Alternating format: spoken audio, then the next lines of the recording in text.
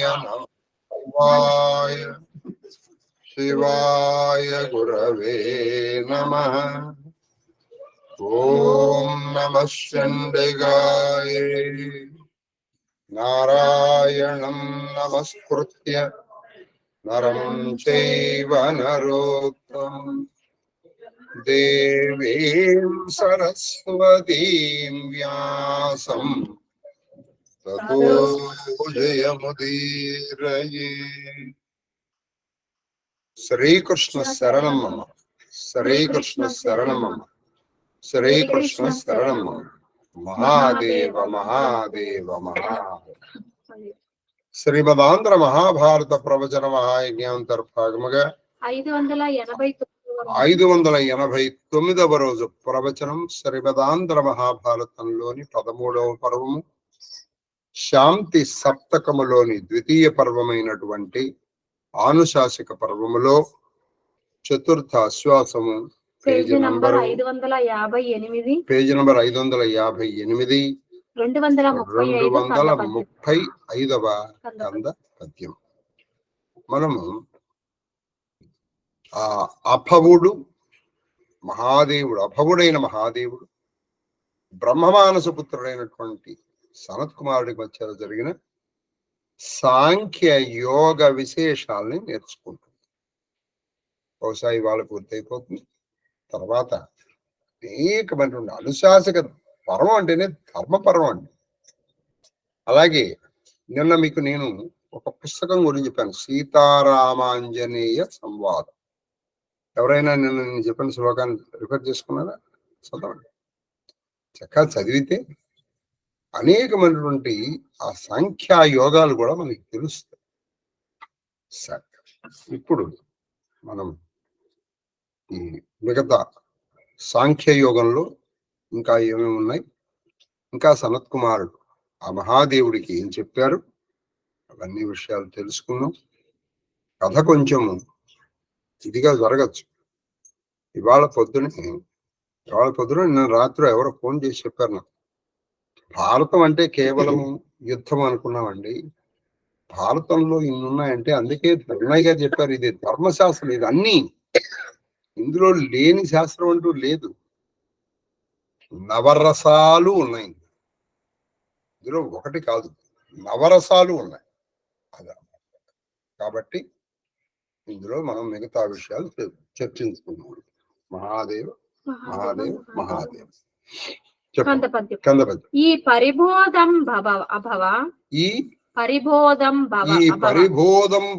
పరిబోధం మామూలు బోధ కాదు, ఆజ్ఞ. బోధం అంటే జ్ఞానం. పరిబోధము మహాజ్ఞానము అభవా ఓ మహాదేవ. కాపిలమస్మద్గురుండు కపిలుడు అతని శిక్షా పరిణతి. కాపిలము అంటే కపిలుడి దగ్గర నుంచి వచ్చింది, కపిలుడి దగ్గర నుంచి వచ్చింది కాపిలము. అస్మద్గురుడు అంటే ఈ సనత్ కుమారుడు గురువు ఎవరు? కపిలు. గురువు గారిని తలుచుకోవాలండి. మీరు ఏది చేసినా గురువుని తలుచుకోకుండా చేశారంటే అది కృత ఘనతా దోషం వస్తుంది. కృత గురువుగారు ఎదురుకుండా లేడుగండి, ఎదురుకుండా లేనప్పుడు ఎక్కువ తెలుసుకోవాలి. కాబట్టి కాపిలుండు అస్మద్గురుండు అతని శిక్షా పరిణతి. బహు శిష్యులు దీపిత విజ్ఞానులైరి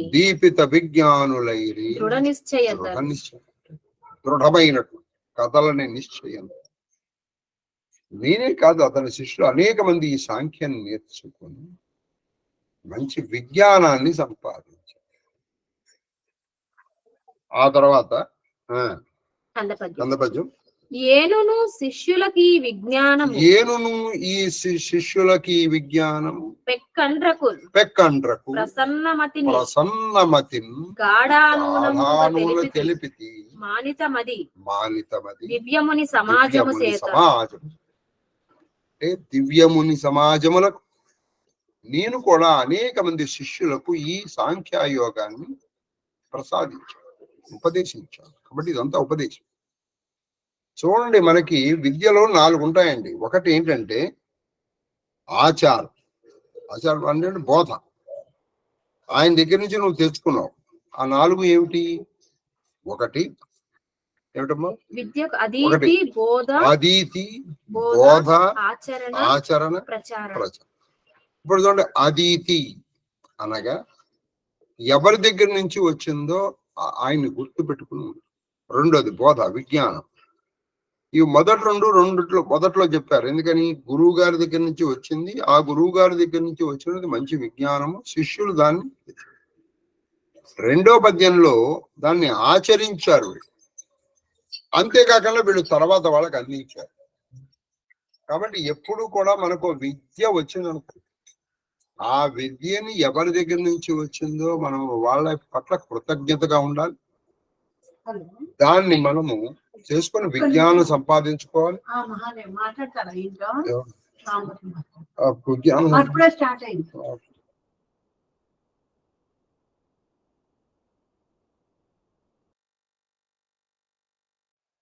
ఆచరణ చేయాలి.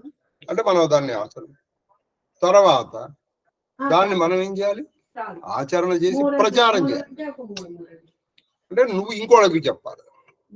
కాబట్టి ఇది విద్యా కుటుంబం. ఇది విద్యా కుటుంబం అన్నమాట. విన్నారా? ఇలా ఉండాలి అని చెప్తారు. తర్వాత ఎవరెవరయ్యా? నేను ఒకనే కాదు, గర్గ్యుడు మహామహర్షి. ఈ గర్గుడే శ్రీకృష్ణుడికి ఆ నామం పెట్టింది, గర్గ మహర్షి. తర్వాత గౌతమ, కాత్యాయనాదులు దీనన చేసి దీప్తబోధులై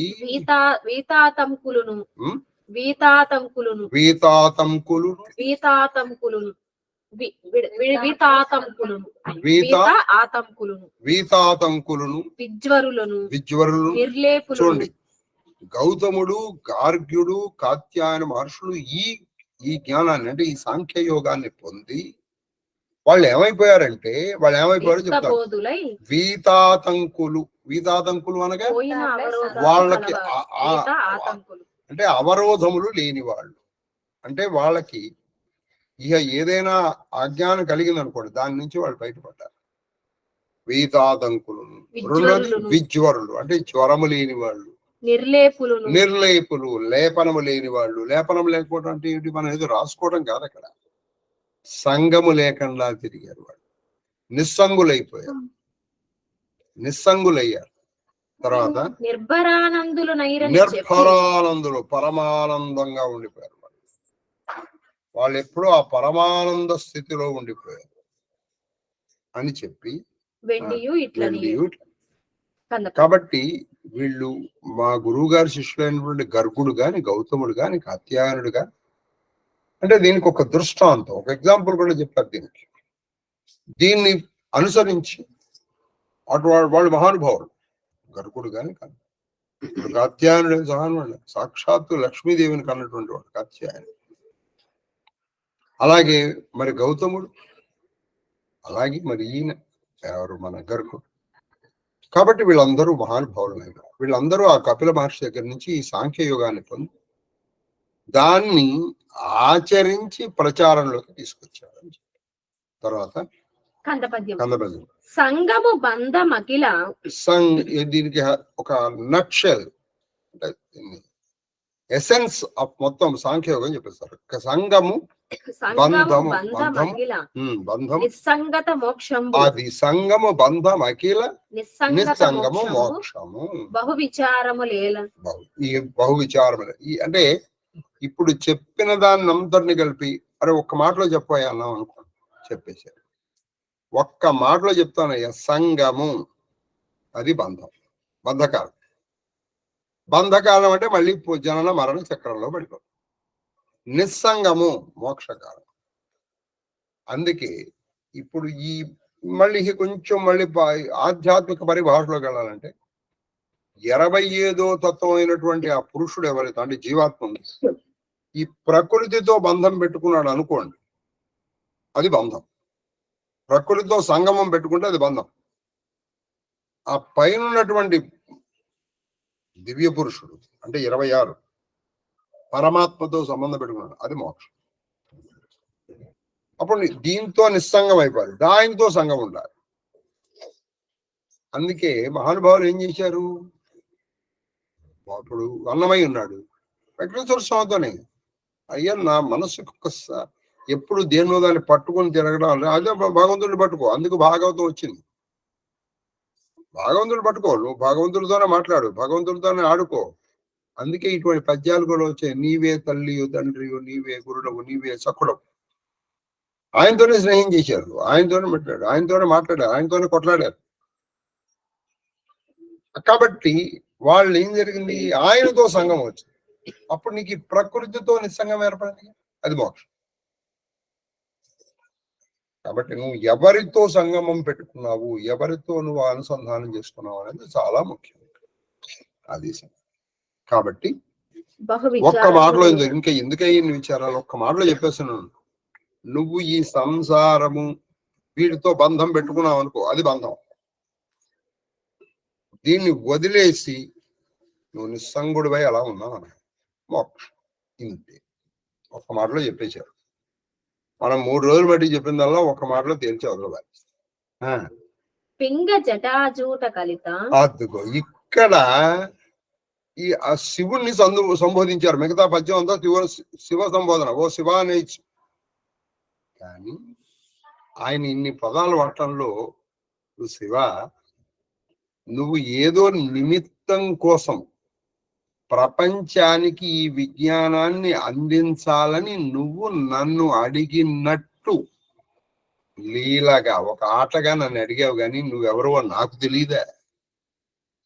ఆ 26వ వాడివే నువ్వు, ఆ పరమాత్మవే నువ్వు. అయితే నీ అంతటి వాడు నన్ను అడిగితే నీ ఎదురుకుండా నేనేం చెప్పానండి అని సిగ్గుపడకూడదు, చెప్పాలి. కాబట్టి చెప్పాను. చూసారా, ఎప్పుడన్నా గురువు గారు ఏదైనా అడిగితే ఏం తెలుసండి అనకూడదు, నీకు తెలిసింది చెప్పాలి. నువ్వు నిజంగా గురు భక్తి నీకుంటుంది. కాబట్టి ఇప్పుడు ఆయన సంబోధనలో ఎలా ఉన్నాయంటే, నువ్వే ఈ మొత్తము ప్రపంచములో పంచకృత్య పరాయణ, పంచ సృష్టి స్థితి సంహార తిరోధానానుగ్రహాత్మక, లేకపోతే పంచభూతాత్మకుడు నువ్వే అని సంబోధన ఉంది ఇందులో. మామూలుగా అయితే అది ఆయన సంబోధన ఏమని చెప్పండి, పింగ జటాజూట కలిక. అంటే ఆయన జటాజూటం ఎలా ఉంటుందంటే నల్లగా ఉండదు, అది పింగ, కొంచెం గోధుమ రంగుతూ. ఆయన జటాజూటం దేనికి సంకేతం, వ్యోమం అంటే ఆకాశానికి సంకేతం. అందుకే ఆయనకి వ్యోమకేశ అని పేరు. వ్యోమకేశ అని ఆయనకి పేరు. కాబట్టి ఆకాశము నీ స్వరూపం, ఆకాశమే నీ కేశములు. పింగ జటాజూట కలిత, అందులో ఏముంది, నీరు అంటే జలతత్వం. 2 వచ్చేది చూడండి. ఇప్పటికే పంచభూతాత్మకుడివి నువ్వయ్యా నాకు తెలుసు. ఈ పంచభూతముల్లో ఉన్నది నువ్వే, పంచభూతములకి అవతల ఉన్నది నువ్వే. అయినా నువ్వు నీ గురించి నా చేత చెప్పించావు. చాలా విచిత్రం అండి. తన గురించి ఏం చేశాడు ఈయన, శివుడు అనే మాట ఇంతవరకు వాళ్ళ పరమాత్మ పరమాత్మ పరమాత్మ అనుకుంటూ వచ్చాడు. అలాగే ఇది ఎవరికి తెలుసు అంటే నారాయణుడు అని చెప్పించాడు. ఎందుకంటే ఎప్పుడు కూడా మనము మన గొప్పతనము ఎదటి వాళ్ళ గొప్పతనాన్ని మెచ్చుకోవడంలో ఉంటుంది. ఎప్పటికప్పుడు నేనండి అని నువ్వు చెప్పుకుని ఈ డబ్బా కొట్టుకోవడంలో దరిద్రం ఉంటుంది. నువ్వు ఎదటి వాడిని మెచ్చుకోవాలి. అది సరే. ఇది తెలీదా, శివాయ విష్ణు రూపాయ శివరూపాయ విష్ణు అని తెలీదు, అది చెప్పేస్తున్నారు. కాబట్టి నీరు ఈ తర్వాత గంగా బాలేందు మహిత. చూడండి, గంగా బాలేందు మహిత. గంగా అందులో ఉన్నది గంగా జలతత్వం. లేకపోతే బాలేందు మహిత ఇందు అంటే ఆ అర్థచంద్రమును వెలిచినటువంటి వాడ. మరి ఇందుతత్వం దేనికి, జలతత్వానికి అది ప్రకీత. అది జ్యోతి స్వరూపం, వెలుగుతోంది. తర్వాత గౌరీ సహిత. గౌరీ ఎవరు, ప్రకృతి. గౌరీ అంటే ఏంటి, ప్రకృతి. కాబట్టి గౌరీ సహిత చూసారా, ఇందులో ఆయన పంచభూత తత్వములు చెప్పబడినాయి. అంటే పరమాత్మవు నువ్వే అనే విషయాన్ని చెప్పారు. అది కాబట్టి ఒక్క మాటలో తేల్చాలంటే నాయన, ప్రకృతితో నీ సంగమము బంధహేతు, పరమాత్మతో నీ సంగమము లేదా ప్రకృతితో నిస్సంగము మోక్షహేతు. తేల్చి అవతల బాలి. కాబట్టి మనం ఇప్పుడు ఎలా ఉండాలి? పద్మపత్రం ఇవాంభస ఉంటూ దాంట్లో ఓహో ఇదైపోవాలి. మనకి తెలిసిన ఎగ్జాంపుల్స్ నటుడు. ఆ నటుడికి ఏదైనా ఇప్పుడు నటించినప్పుడు ఏదైనా బాధ చెందుకో మనిషి ఎలా ఏడుస్తాడు అంటే మనం చూస్తున్నామని కూడా ఏడిపిస్తాడు. కానీ ఎలా ఉందండి బాధ చేసినా అని అవుతాడు. అవునా కదా? మరి ఇప్పుడు మనం అంతే, నువ్వు దాంట్లో ఇన్వాల్వ్ అవ్వద్దు. ఇది ప్రాక్టీస్ చేయాలి మనం. ఇది బోధ ఎంత ఇంపార్టెంటో, బోధ కంటే ఎక్కువ ఇంపార్టెంట్ ప్రాక్టీస్. తర్వాత అని ఇట్లు శివునకు అమ్ముని విజ్ఞాపించి చూడండి, విజ్ఞాపించి అన్నారు ఆయన. బోధలు ఎప్పలా ఒక విజ్ఞాపన. ఇక్కడ ఆయనకి తెలియని వాడు, ఆయనదే ఇది. విజ్ఞాపించి గగనముకెగసి వ్యసంజనీయ శివుండును నిజ దివ్య నినర్గళ పద విహారుండై. ఆయనేమో ఈ మాట చెప్పేశాడు సనత్ కుమారుడు. అలా ఆకాశంలోకి శివుడు కూడా ఏం చేశాడు? ఎవ్వరూ అడ్డు ఆపు లేనటువంటి మనోస్సులోకి ఈయన వెళ్ళిపోయాడు. అంటే ఈయన అంతర్ముఖుడు అయిపోయాడు శివుడు. అందుకే క్రీడా తపస్వి అన్నారు ఇందాక పొరదు. ఈయన అంతర్ముఖుడు అయ్యాడంటే ఎక్కడికి వెళ్ళాడు? హృదయంలోకి వెళ్ళాడు. హృదయం అంటే ఏమిటి? దహరాకాశం. ఆయన్నేమో ఆకాశం అన్నారు, ఆయన ఆకాశంలోకి వెళ్ళాడు. దహరా ఆకాశం అంటే లోపలికి వెళ్ళిపోయారు వీళ్ళిద్దరూ కూడా. అంతర్ముఖ సమారాధ్య, ఇద్దరు అంతర్ముఖులయ్యారు. బాగా చెప్పారండి. సరే, ఇవాళ సాయంకాలం ఎక్కడికి వెళ్దాం అని అనుకోలే వాళ్ళు. ఏదైనా విజ్ఞానం చెప్తే దాన్ని ఆచరించే ప్రయత్నం చేయాలి వెంటనే. అదే బాగా చెప్పారు, నువ్వు నాకు సర్టిఫికేట్ ఇవ్వాల్సిన అవసరం లేదు.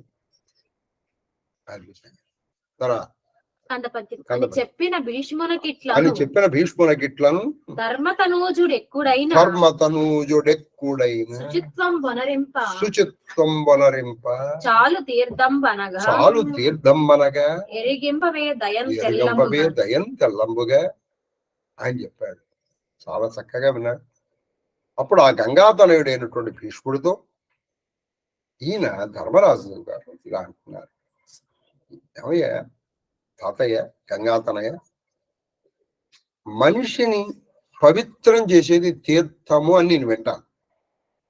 తీర్థం అంటే నిన్ను పవిత్రం చేసేది అని అర్థం.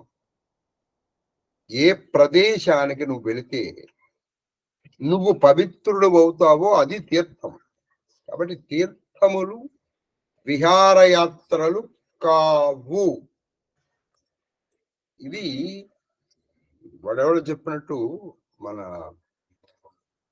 కంచర్ల గోపన్న రామదాసు చెప్తారట, రాముణ్ణి మించిన దైవం లేదని చెప్పి నేనేం చేస్తానో తెలుసా రామ, ఒక పెద్ద మదించినటువంటి ఏనుగు మీదకి ఎక్కి ఒక పెద్ద డక్క అంటే ఒక ఇది తీసుకుని, అంటే చాటింపేస్తారు ఒకప్పుడు. ఆ చాటింపేసేటప్పుడు ఇట్లా కొడతారు డోలు డప్పు. ఆ డక్కా తీసుకుని నేను ఇట్లా చెప్తాను, ఏమని చెప్తాను? రాముణ్ణి మించిన దైవము లేదు లేదు లేదు అని చెప్తానని చెప్పాడు దాశరథి శతకం. బండన భీముడత్త జన బంధవుడు జ్వల బాణ తూణ కోదండ కళ ప్రచండ భుజతండవ కీర్తికి రామమూర్తికి రెండవ సాటి దైవమిలలేడంచు గడగట్టి భేరికాడండ నినదంబుల జండము నిండ మత్తవే దండము నెక్కి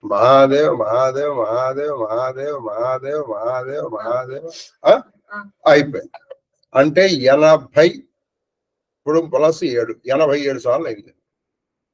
ఈ సమయంలో నిజంగా మహాదేవుడు ఎవరైనా అని అనుకో, నువ్వు ఆడుకో, మీరు ప్రాక్టీస్ చేయండి. రోజుకు 1 నిమిషం. మహాదేవుడే వచ్చి మాట్లాడదంటే ఈ మామూలు ఫోన్లు అటెండ్ అయితే ఎట్లా? తీసే. అసలు మీ జీవితంలో ఎంత ఆత్మ ప్రకాశం వస్తుందో చూసుకోండి. 1 నిమిషం. మీరు భారతం ఇంత చెప్తున్నాను, మరి మీరు నాకేదో దక్షిణ ఇవ్వాలిగా. ఉత్తకొండకి తాళింపు పెట్టలేరుగా. మీరు నిజంగా ఇవ్వదలుచుకుంటే ఇది చెయ్యండి. మీరు వాడు ఠాకూర్ సినిమాలో వాడు చిరంజీవి మహానుభావుడు కాబట్టి 3 అడిగాడు, ఇంకొకటి చేయించండి సార్. మహాదేవ నామస్మరణ ఎంత గొప్పదో మీకు నేను చెప్పాను ఒకప్పుడు. కాబట్టి చేయండి. ఒక క్షేత్రానికి వెళ్ళినప్పుడు ఈ పని చేయండి. సార్ తిరుమల అంటే వెంకటేశ్వర స్వామి మహాదేవుడు ఊరే నాయన, మళ్ళీ ఇందులో పడకరా.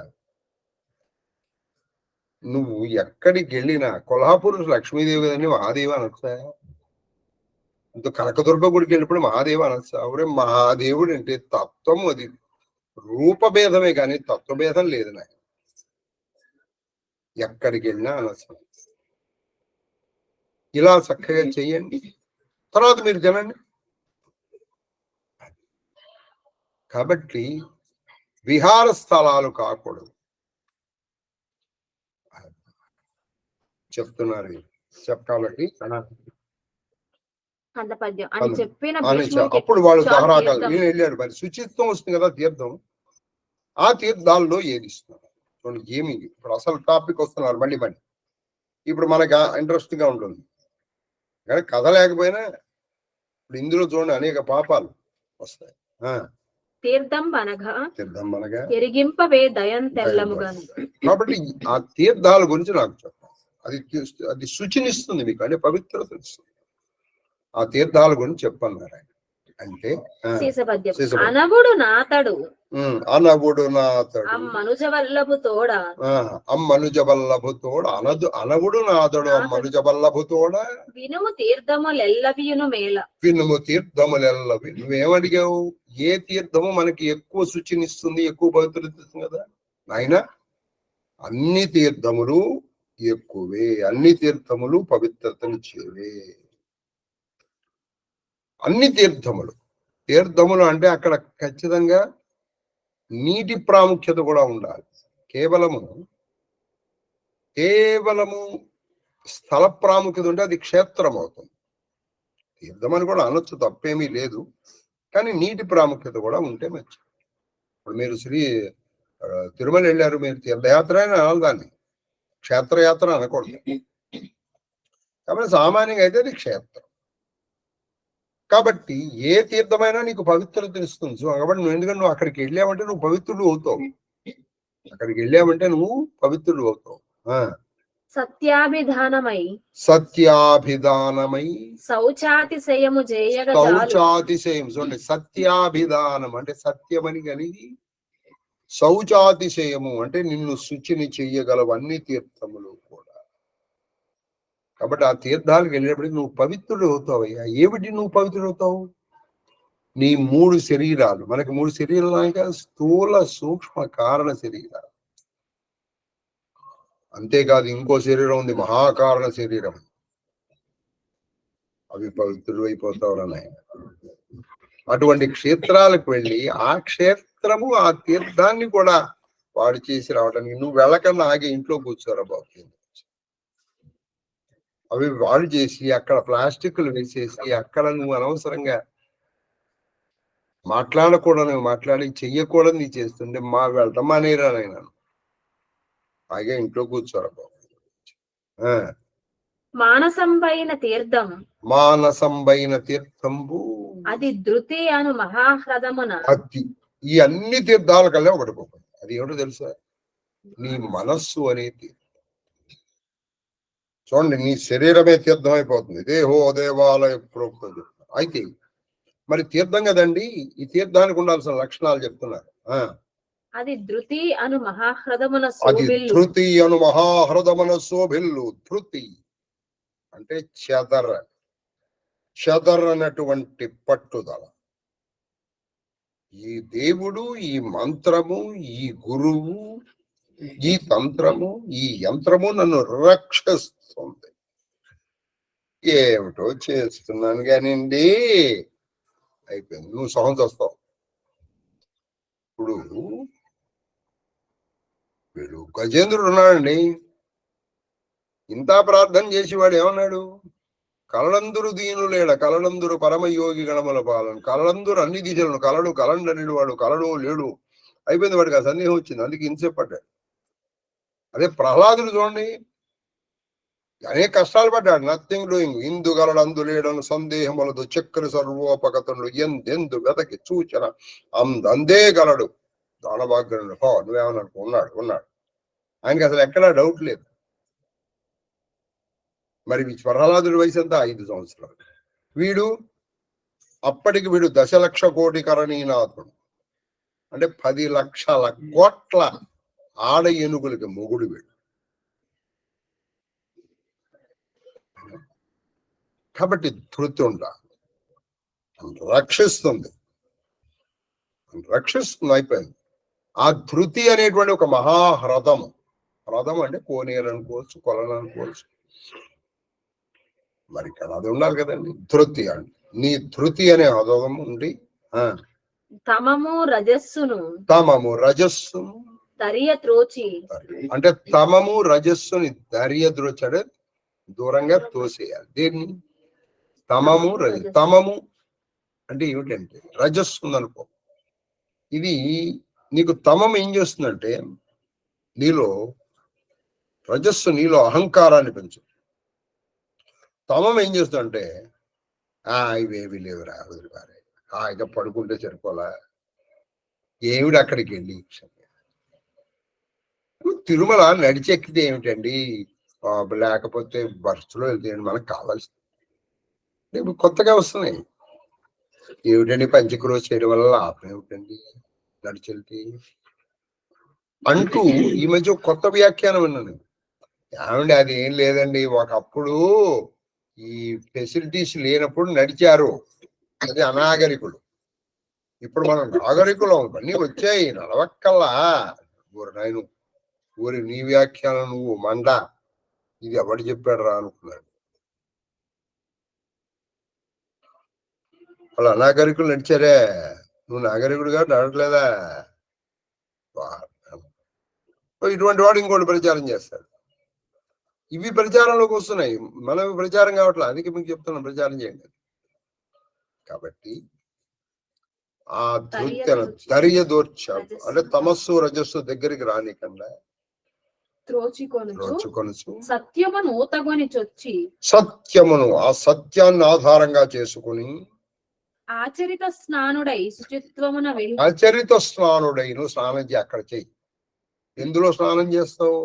ఇప్పుడు నీటిలో నాచు ఉందనుకున్నా, నాచుని ఇట్లా తోసేసి నువ్వు స్నానం చేయవు.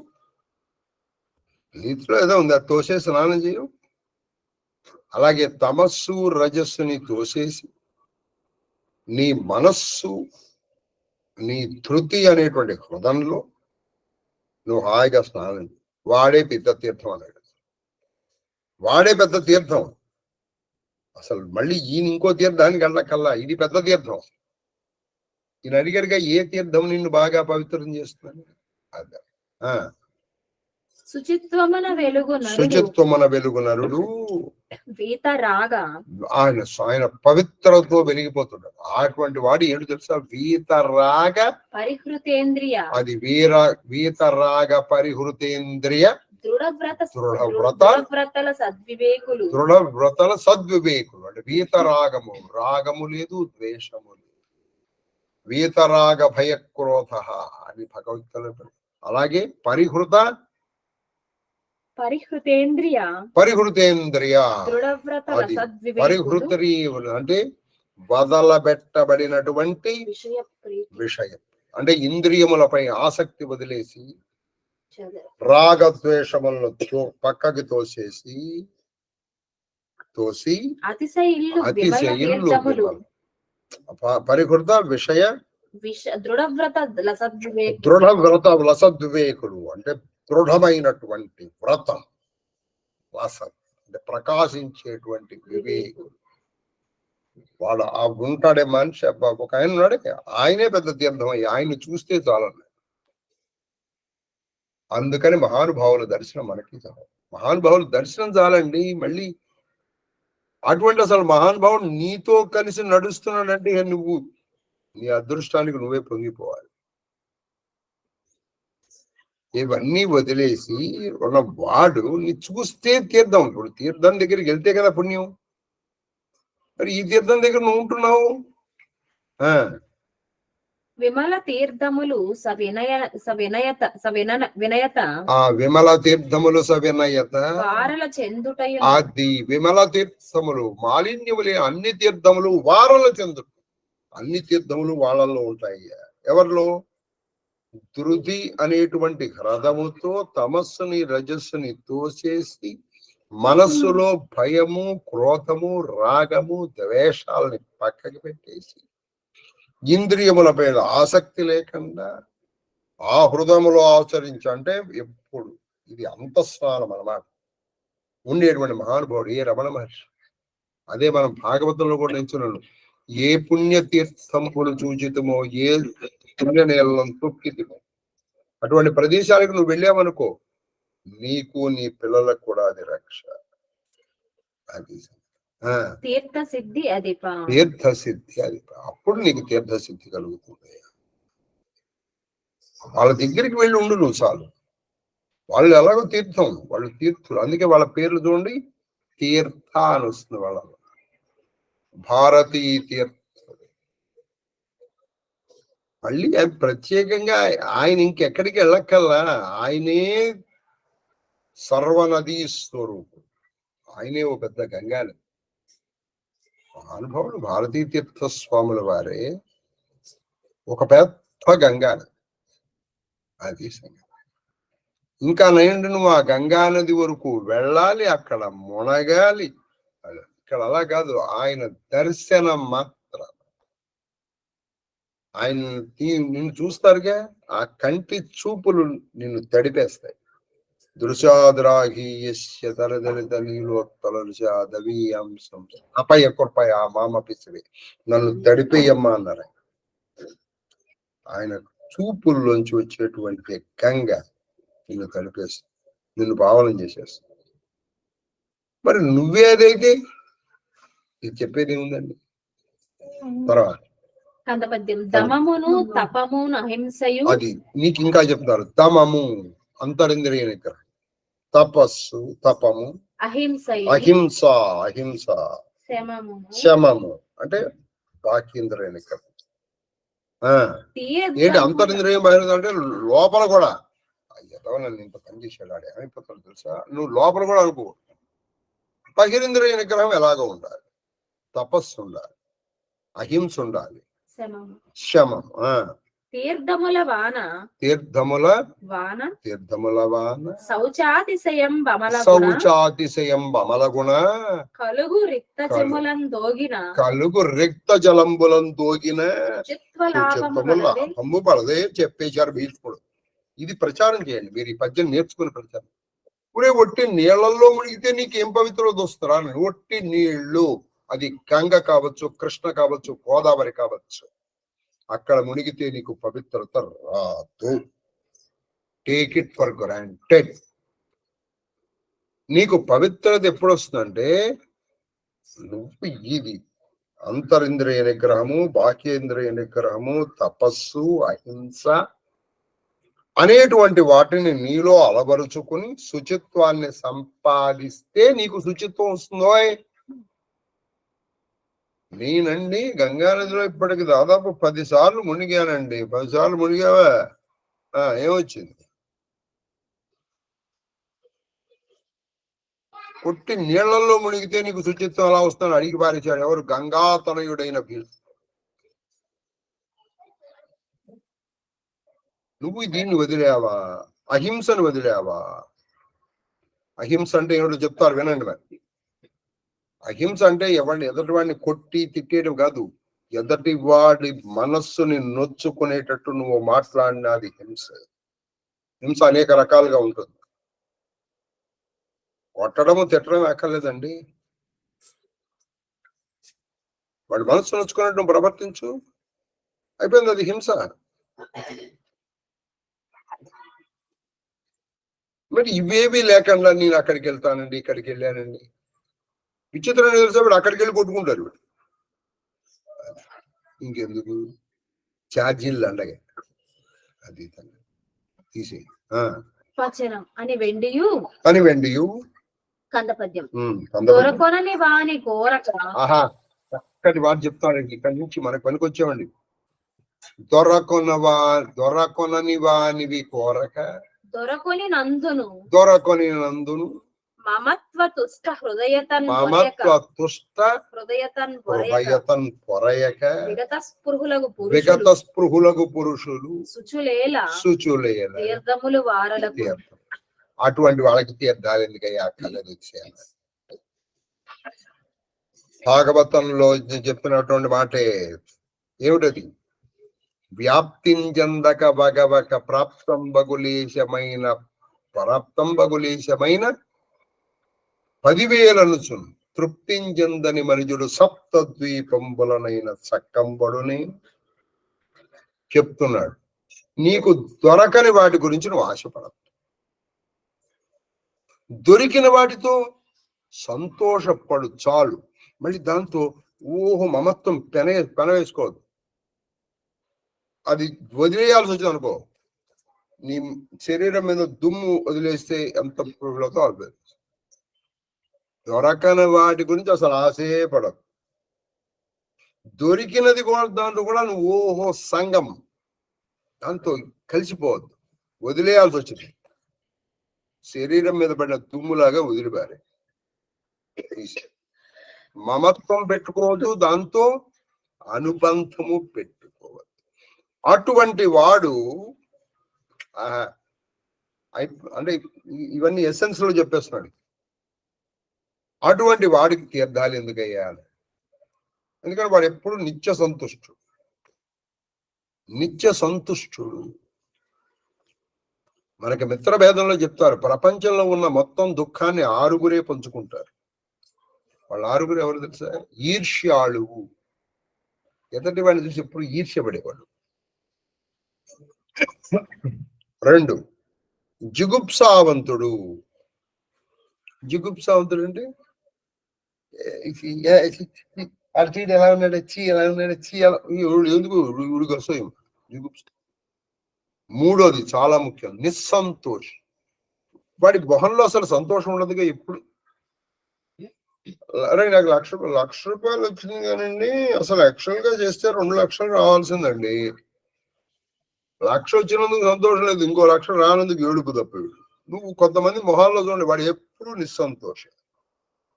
ఇక 4వ వాడు క్రోధనుడు, కోపం. మొక్కము తుమ్మల్లో పొద్దూకినట్టే ఎప్పుడు మొట్టలాడిపోతుంది. ఇక 4 నిస్సంతోషి, క్రోధను. తర్వాత ఈర్ష్యాళువు, జిగుప్సావుదుడు, నిస్సంతోషి, క్రోధనుడు. ఈ 5వ వాడు నిత్య శంకితుడు. వీడికి ప్రతిదీ అనుమానమే. ఏమిటి ఇలా అంటున్నాడు వీడు, నన్ను ఏమంటున్నాడే, అది ఎలా ఉంటుంది, ఈ అనుమానం వీడు. 6వ వాడు పరభాగ్యోపజీవి, పారాసైట్. ఎదటి వాళ్ళ మీద ఆధారపడి బతికేవాడు, నాలాంటి వాడు అన్నమాట. పరభాగ్యోపజీవి. ఇప్పుడు సొంతంగా ఏం చేయలేడు, ఇంకోళ్ళ మీద ఆధారపడి ఉండాలి. వీళ్ళ 6 దుఃఖ భాగులని నీతి కోవిదులు చెప్పుతుంది. ప్రపంచంలో నీతి కోవిదులు ఏంటంటే వీళ్ళ 6 దుఃఖాన్ని పంచుకుంటారు, ఇంకోటి 7వ వాడు లేడు పాపం. కాబట్టి దొరకొనని వాని గురించి నువ్వు ఆశపడద్దు, అసలు దాని గురించి నువ్వు ఆలోచించదు.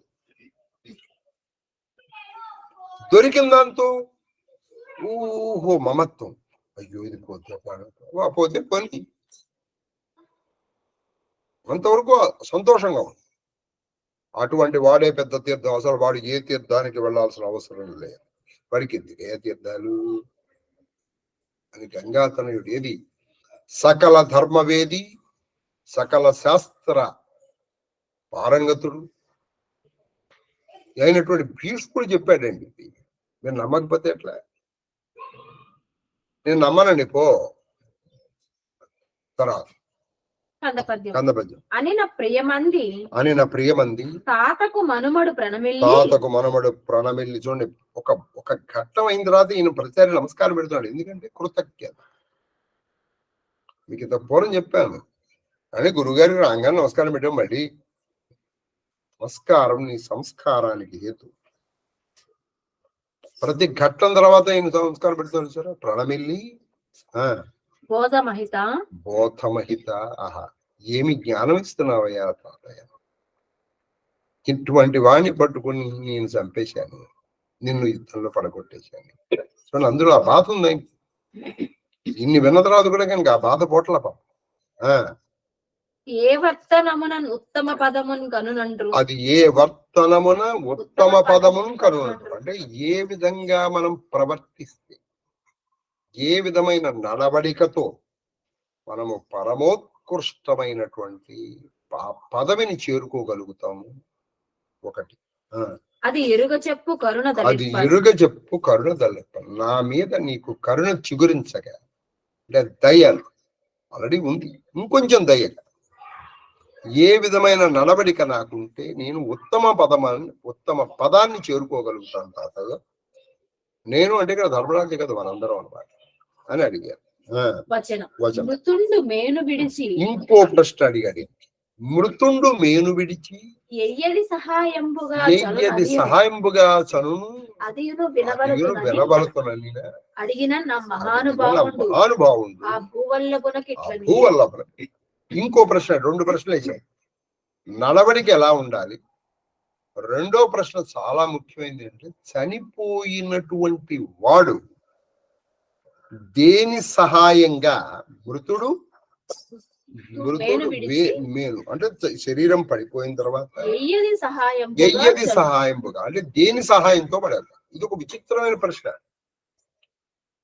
చనిపోయిన వాడ తిరిగి చెప్పడానికి వాడి దగ్గర లేదు, వాడు రాలేడు. నువ్వు బతికుండగానే నీకు అది తెలియదు. అంతే కదండి. చనిపోయిన వాడు దేని సహాయంగా ఎటు వెళ్తాడు అనేటువంటిది మన బతికున్నాం మనకు తెలియదు. కొన్ని చనిపోయిన వాడి దగ్గరికి వెళ్ళి అడిగామనుకో, వాడు చెప్పలేడు. ఎందుకని? వాడి దగ్గర ఇప్పుడు ధ్యానం లేదు. వాడు అమెరికా వెళ్ళి అనుకోండి, ఎరా అమెరికా ఎలా ఉంటుందంటే వాడు అమెరికా నుంచి వచ్చిన తర్వాత చెప్తాడు, కానీ వీడు వచ్చి మళ్ళీ చెప్పలేడే. ఇదొక విచిత్రమైన ప్రశ్న. ఎంతటి ప్రశ్న అంటే ఇది భీష్ముడు చెప్పాడు. నాయన ఇది చాలా గొప్ప ప్రశ్న అయ్యా, కానీ దీనికి సమాధానం నేను కంటే కూడా దేవగురుడైన బృహస్పతి చెప్పదగిన వాడు. ఎందుకనంటే ఆయనకి అన్నీ తెలుసు. ఆయన దేవగురుడు కదా, ఇంద్రుడి గురువు ఆయన. అలాగే బుద్ధిలో ఆయన, మన బుద్ధిలో బృహస్పతి అంట మనం తెలుగు బృహస్పతి. కాబట్టి ఆయన చెప్పాలి ఆయన అని అనేటప్పటికీ తలుచుకునేప్పటికీ బృహస్పతి వచ్చాడు. అది భీష్ముడి మహిమ. తను తలుచుకున్నంత మాత్రాన బృహస్పతిని అక్కడికి తెప్పించగలిగిన భీష్ముడు ఇది చెప్పలేడా? ఆయన ఎందుకో చెప్పదలుచుకోలే. బృహస్పతి చేత చెప్పించాలనుకున్నాడు. అంటే ఇప్పుడు రాబోయేది బృహస్పతి చెప్తున్నాడు ధర్మరాజు. సాక్షాత్ బృహస్పతి వచ్చాడు అక్కడికి. చెప్పండి. నీ అడిగిన గూఢములగు ఈ అర్థములు ఎరుగు చెప్పనింద్రగురుడు కాకే ఎడల. అంటే నువ్వు అడిగిన ఈ పరమగూఢం, పరమరహస్యం, చాలా లోతైనటువంటిది నాయన నువ్వు అడిగింది. ఇది చెప్పాలంటే నేను కాదు నాయన సమర్థం. ఇంద్రగురుడు, ఇంద్రుడికి దేవతలకి గురువైన బృహస్పతి మాత్రమే సమర్థుడు. ఆయన చేత చెప్పిస్తాను. కాక ఏ ఎడలను నొరుడు గలడే ఆయన ఇటు వచ్చుని కూడా అడుగుము ప్రీతి. ఆయన కాక ఇంకా ఎదుటి వాళ్ళు ఎలా చెప్పగలుగుతారే? ఇగో ఆయన ఇటు వచ్చేస్తారు. ఆయన ఇక్కడికి వస్తాడని ఈ అంపశయ్య మీద ఈయనకి ఎలా తెలుసండి? ఆయన అడుగుతాడు. అంటే ఏమిటి? ఆయన తలుచుకున్నాడు. బృహస్పతి అధిహర్యో ఆయన మంత్రం, బృహస్పతి మంత్రం. గుం గురవే నమః. నీకు తప్పని చెప్పారు బృహస్పతి. అందుకే అసలు ఏదైనా చూడండి, జాతకంలో కూడా గురుబలం ఉండాలి. గురుబలం ఉంటేనే దాన్ని కాదు. కాబట్టి ఆయన మంచి ఆ బృహస్పతి ఇక్కడ వస్తాడు, వస్తున్నాడు అనగానే నిలిచాడు. ఆయన అడుగు, నువ్వు నన్ను అడిగే ప్రశ్న ఆయన అడుగు, ఆయన నీకు చెప్పేస్తారు అన్నాడు. చాలా గొప్ప విషయాల్లోకి వెళ్ళిపోతున్నాం సార్.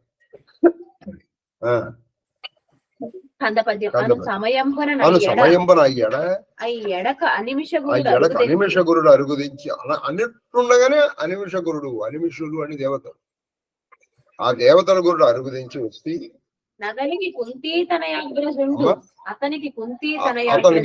తనయాగ్రజుండు తమ్ములు జనపతులను కేశవుడు సద్భక్తి. ఆయన వచ్చేటప్పటికి కుంతీ కొడుకుల్లో పెద్దవాడైన ధర్మరాజు, ఆయన తమ్ముడు, అక్కడ ఉన్నటువంటి మిగతా రాజులు, సాక్షాత్తు శ్రీకృష్ణుడు కూడా ప్రత్యేకంగా వెళ్ళారు. శ్రీకృష్ణ పరమాత్మ, కానీ వచ్చిన వాడు గురువు. దాని ఆ మర్యాద పాటించాలండి, మర్యాద. అందుకే పెద్దవాళ్ళు ఎవరన్నా వస్తే మనం లేచి వెళ్ళాలి. అక్కడ వరకు వచ్చిన వాడు లోపల రాలేడండి. అలాగే పెద్దవాళ్ళు ఎవరన్నా వెళ్తే మనము లేచి కనీసం గుమ్మం వరకన్నా సాగనింపాలి.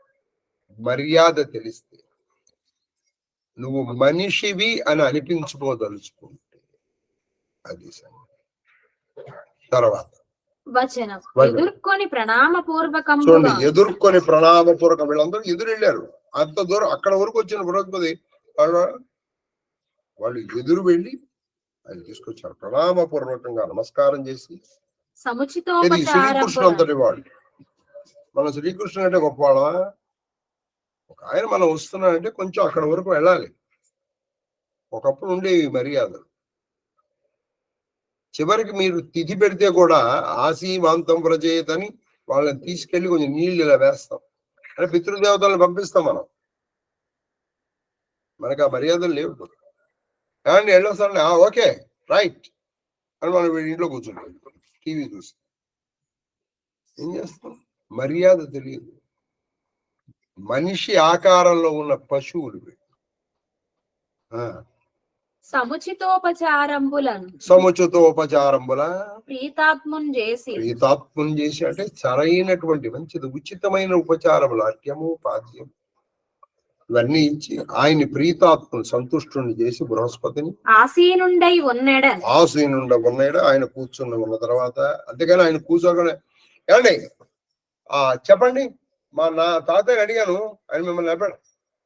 మీకు ఏదో అప్పు ఉన్నవాడిని అడిగినట్టు అడగకూడదండి. అదే మీకు అప్పు లేడు. ప్రణామపూర్వకముగా వినయపూర్వకంగా అడగాలి. కురుపితామహుని అడిగిన ఎట్లా అడిగిన అతనికి కురుపితామహుడైన భీష్ముడిని, గంగాధరుడైన భీష్ముడిని ఎలా అడిగారు? వినయపూర్వకంగా ఇది అడిగారు. మనిషి ఏ ప్రవర్తన వల్ల ఉత్తమ పదవిని చేరుకుంటాడు? మృతుడైనటువంటి వాడు శరీరం పడిపోయిన తర్వాత దేని సహాయంగా వాడు వెళ్తాడు అని అడిగితే అప్పుడు ఇక బృహస్పతి చెప్తున్నాడు. ఆ బృహస్పతికి కూడా మనం కూడా నమస్కారం చేద్దాం. దేవగురుడు, ఆయనకి నమస్కారం చేస్తే మన బుద్ధిలో కూడా ఆయన ప్రవేశిస్తాడు. ఎందుకంటే బుద్ధిలో మనం బృహస్పతి అంతటి వాళ్ళు.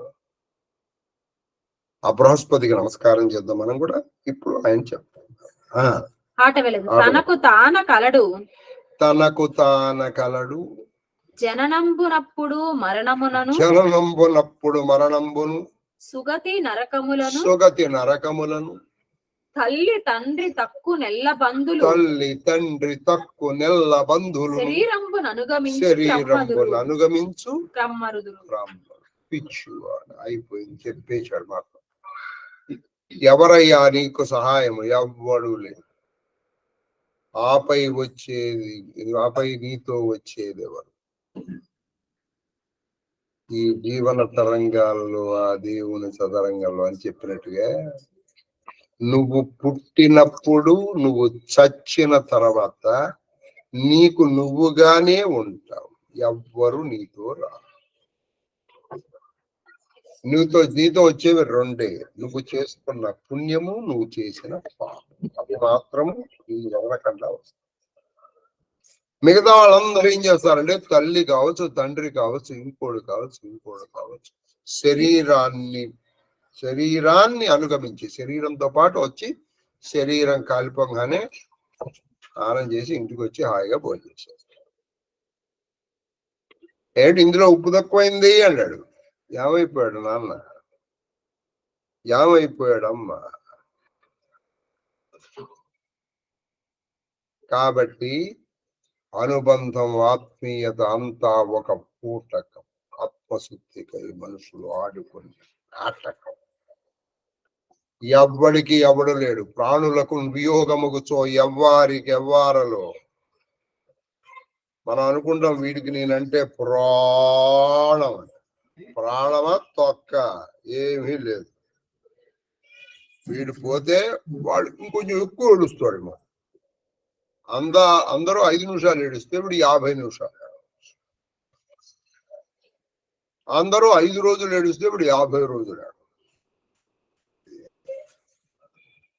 It is only a question. ఇది వినటానికి అనటానికి కొంచెం కష్టంగా ఉంటుంది కానీ బట్ ఇట్ ఈస్ పోయిన వాడితో మనం పోం. మనం వదిలిపెట్టేసాం, ఫినిష్. మనం మళ్ళీ మన రొటీన్లో ఎప్పుడైనా గుర్తొచ్చినప్పుడు అయ్యో. కాబట్టి నీకు నువ్వేరా పాపం. కాబట్టి ఈ శరీరం ఉండంగానే చేసుకో. కాళిదాస్ చెప్పాడు, శరీర మాధ్యం కలు ధర్మ సాధన. ధర్మ సాధనకి శరీరం ముఖ్యం. శరీరం చూసుకో. నువ్వు ఈ ఉండంగానే నువ్వు దారుణోపాయం చూసుకో. నేను వాడి కోసం బతుకుతాను, ఎవడి కోసం? ఎవ్వడు రాడు. మాతా నాస్తి, పితా నాస్తి, నాస్తి బంధుమిత్ర సహోదర, అర్ధం నాస్తి, గృహం నాస్తి, తస్మాత్ జాగ్రత్త జాగ్రత్త. ఎవడు నీతో వచ్చాడు? ఇక్కడ ఉన్నంతవరకే. పక్కసారి పడిపోయిందంటే దీనికోసం ఇన్నేళ్ళు కష్టపడుతుంది. అందుకే ఒక వయసు వచ్చిన తర్వాతైనా ప్రయత్నపూర్వకంగా ఈ సంఘాన్ని వదులుకొని అటువైపుగా వెళ్ళాలి, నేర్చుకోవాలి. లేదనుకో అంతే. గుర్తుపెట్టుకోండి, మొట్టమొదలు తేల్చేశాడు, తనకు తాను నీకు నువ్వే సహాయం. ఎప్పుడు?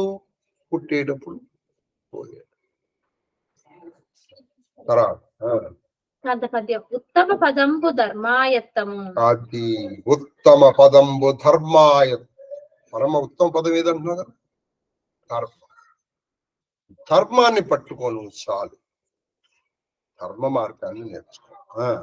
ధర్మంబు మృతులకు అధిప. అది ధర్మంబు మృతులకు అధిప. ధర్మంబు మృతులకు అధిప. సహాయం బెత్తెరగున. అది సహాయం బెత్తెరగున. ధర్మక్రియ చిత్తంబున చేర్పవలయు. ధర్మక్రియ చిత్తంబు చేర్పవలయు. జీవించు తరేను. జీవించు. ఏం చెప్పారంటే ధర్మాయత్తంబు ఉత్తమ పదంబు. ధర్మాయత్తం అంటే ధర్మముగా ఉండటం. మేలైన త్రోవ. పరమ మేలైన త్రోవ అంటే ధర్మంగా ఉండడం. అయితే ధర్మంబు మృతులకు అధిప. అది ధర్మంబు మృతులకు అధిప అంటే చనిపోయిన వాళ్ళకి ఈ ధర్మం ఉందే. సహాయంబు. నువ్వు చనిపోయిన వాళ్ళు దేని సహాయంగా వెళ్తారన్నావుగా, నీ ధర్మ సహాయం. నువ్వు చేసిన ధర్మంతో ఆ సహాయంగా వాడు వెళ్ళిపోతాడు. చూసావా? అందుకని నువ్వు బతికి ఉండంగా ధర్మంగా ఉంటే చనిపోయిన తర్వాత అది నీకు వస్తుంది. నీ కొడుకు రాడు, నీ కూతురు రాదు, నీ భార్య రాదు, నీ భర్త రాడు, ఈ బంధంలో ఏది రాదు. మిత్రుడు రాడు, ఎవడు రాడు, ఎవ్వడు రాడు. ధర్మం. వీళ్ళ కోసం మనం ఏం చేస్తూ ఉంటాం? మనం ఎన్నో అక్రమాలు. పాపం వాళ్ళేమో పెద్దలు, వీళ్ళేమో పెళ్లి చేసి వెళ్ళాలి, తీసేస్తారు, పడేస్తారు. చేతులు దులుపుకుంటారు, ఇంటికి వచ్చి మామిడికాయ పప్పు వండుకొని కొంచెం బాధగానే అనిపించవచ్చు. But is it not a fact? గుండె మీద చేసుకుని చెప్పండి, కాదంటారా? కాదని మీరు అనగలరా? మీ కోరిక అది, ఇక్కడ నాకంటే చెప్తాను. నేను మా నాన్న వెళ్ళిపోయిన తర్వాత నేను బతకలేను అనుకున్నాను. ఆయన 2002 నవంబర్ 9 వెళ్ళిపోయారు. ఇప్పటికి 22 సంవత్సరాలు. నేను ఉన్నట్లా, తింటల్లా, విహార స్థలాలు గంటల, నవ్వట్ల, ఏమైపోయింది బంధం అంతే. కాబట్టి ఇదంతా ఏంటంటే కొన్ని క్షణాలు, కొంతమంది కొన్ని రోజులు, కొంతమంది కొన్ని తర్వాత మర్చిపోతారు. మరుపు కూడా అది సహజం. ఈ కాలచక్రం నిలవాలంటే సహజం. అది కొంచెం బాధ. రెడ్డి గురుగారు ఇలాంటి మరి నిజం నిష్ఠూరంగానే ఉంటుంది. మరి అది తర్వాత సహాయం ఎత్తెరగున ధర్మక్రియ చిత్తంబున ధర్మక్రియ చిత్తంబున చేర్పవలయు జీవించుతరేని. అంటే నువ్వు ఏ విధంగానైనా బతికున్నప్పుడు ధర్మంగా బతికి ఈ ధర్మము నిన్ను చనిపోయిన తర్వాత నీకు సహాయంగా వస్తుంది. అది నీకు సహాయంగా వస్తుంది. ఇప్పుడు భీష్ముడి చేత చెప్పించారు, అందుకే బృహస్పతి చెప్పించారు. ఎందుకంటే ఆయన దేవగురుడు, ఆయనకి అన్ని తెలుస్తాయి కదా, ఆయనకి అన్ని తెలుస్తాయి కదా. భీష్ముడిని అడిగా అనుకో, తాతయ్య నీకు ఎలా తెలుసు తాతయ్య నువ్వు చనిపోయావా అంటాడు వీడు. పోనీ ధర్మరాజు పైన మళ్ళాంటి వాళ్ళు అంటాం, ఏదో చెప్పాడు కానివ్వండి అని. కాబట్టి ధర్మం ముందర అది సంగతి. తర్వాత అది లేనివాడు నరకాస్పదుడు. అది నలివేడి నరకాస్పదుడు అంటే ఈ ధర్మం లేనివాడు ఎక్కడికి పోతాడు? నరకానికి పోతాడు. అటుగాన ధర్మపరుడగుటయే ఒప్పిదము. ఇది లేనివాడు నరకానికి పోతాడు. కాబట్టి నువ్వు ధర్మంగా ఉండు. తర్వాత మనుజుడు నే చెప్పేదా మరియును వలయును వాని ప్రీతి నడుగురి. నేను చెప్తాను, ఇంకా నీకు ఏమేం కావాలో చెప్పు, ప్రేమతో అడుగు నాయన, నేను చెప్తాను అన్నారు బృహస్పతి. వచ్చను అని నా జనపతి శరీరంపు విడిచి చనియడు జీవుని ధర్మంబు ఎట్లు అనుగమించు అనుటయు అంగీరసుండు అంటే బృహస్పతి అంటే అంగీరసు.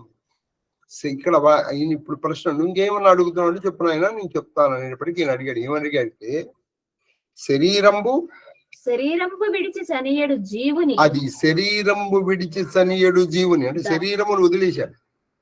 మనకి 3 శరీరాలు ఉంటాయి, స్థూల సూక్ష్మ కారణ శరీరాలు. సరే, అందులో సూక్ష్మ శరీరం వరకు వెళ్దాం. మనం స్థూల శరీరం పడిపోయింది, దీన్ని నువ్వు పక్కన పెట్టేసి లేకపోతే దీన్ని పూర్తి చేసావు, ఏదో చేసావు. ఇక రెండవ సూక్ష్మ శరీరం, అప్పుడు వాడిని నువ్వు జీవుడు అనేది అంటున్నావు కదా. ఆ జీవుడు అలా వెళ్ళిపోతూ ఉంటాడు. వెళ్ళిపోతూ ఉంటే జీవుని ధర్మంబు ఎట్లా ఆ వెళ్ళిపోతున్న జీవుడితో ధర్మం ఎలా వెళ్తుంది? జీవుడు వెళ్ళిపోతున్నాడు, ఎక్కడికి? ఎటో వెళ్తున్నాడు అనుకుందాం. నువ్వు ఇప్పుడు ధర్మం వస్తున్నావు కదా, ధర్మం ఎలా అనుగమిస్తుంది ఆ జీవుడిని? చనిపోయిన స్థూల శరీరం పడిపోయింది, సూక్ష్మ శరీరమే జీవుడు అనుకుందాం మన ప్రస్తుతం, అంటే ప్రస్తుత పరిభాష. ఆ జీవుని ధర్మం ఎలా అనుసరిస్తుంది అని అడిగితే అంగీరసుండు. అప్పుడు అంగీరసుడు ఇలా ఎలా అనుగమిస్తుందో చెప్తాను విన్నాయన. భూత పంచక శక్తులు బుద్ధి. భూత పంచక శక్తులు అంటే ఏమిటి? పంచభూతాలు. ఏమేమిటవి? పృథివీ ఆపస్తేజో వాయురాకాశం. ఆ శక్తులు బుద్ధి, లేదా దాని సన్మాత్రలు శబ్దస్పర్శ రూపరసగంధాలు కానీ బుద్ధి. సధర్మకంబుగా జీవుతో తగిలి అరుగును. జీవుడితో వెళ్ళేవి ఏమి వెళ్తాయి? పంచభూతక శక్తులు బుద్ధియును బుద్ధి జీవుడితో కలిసి వెళతాయి. పంచభూతకులు బుద్ధి ధర్మం జీవుడితో ఏమేమి వెళ్తాయి చూడండి. నిజంగా మీకు బాగా తెలియాల్సిన విషయం. వెళ్తాయి. వెళ్ళి అనుడు రేత ప్రకారం ఎట్లు అని రేత ప్రకారం ఎట్లని నృపతి రేత ప్రకారం ఎట్లని ఇలా అనేటప్పటికప్పుడు ఈ నృపతి రాజవన అంటే రేత ప్రకారము ఎట్లు. రేత ప్రకారం అనగా ఈ జీవుడు రేతస్. రేతస్ అంటే అది వీరి. రేతస్ అంటే ఇది తేజస్. దాని తేజస్ ప్రకారం ఏమిటి అని అడిగాడు. అతనికి ఇట్లని చెప్పే అమర మంత్రి. అప్పుడు అమర మంత్రి చెప్పాడు ఆ రేత ప్రకారం గురించి. దేహగత భూ ప్రభృతి పంచదేవతలు దేహగత భూ ప్రభృతి పంచ దేవతలను అంటే దేహగతంలో ఉన్నటువంటి భూమి పృథివ్యాపస్తేజో వాయురాకాశాత్. భూ ప్రభృతి అంటే మిగతామైనటువంటి భూ ప్రభృతి పంచదేవతలు. ఐదుగురు దేవతలు అంటే భూమికి అధిష్టాన దేవత భూదేవి, ఆపక అధిష్టాన దేవత వరుణుడు, తేజస్సు అగ్నిదేవుడు, వాయుదేవుడు అంబరము. వీటికి అధిష్టాన దేవతలు. మనస్సు అన్న సంతృప్తి పొందిన మనస్సు అన్న సంతృప్తి పొందిన మనస్సు అన్న సంతృప్తి. మనస్సు ఈ ఐదు భూతాలు మనస్సు అన్నము తో సంతృప్తి పడితే, అన్నం అంటే తీసుకునే ఆహారం తో సంతృప్తి పడితే నృపాల రేతస్సు పురుషుండు. అది కలుగు రేతస్సు పురుషుండు కామినియును.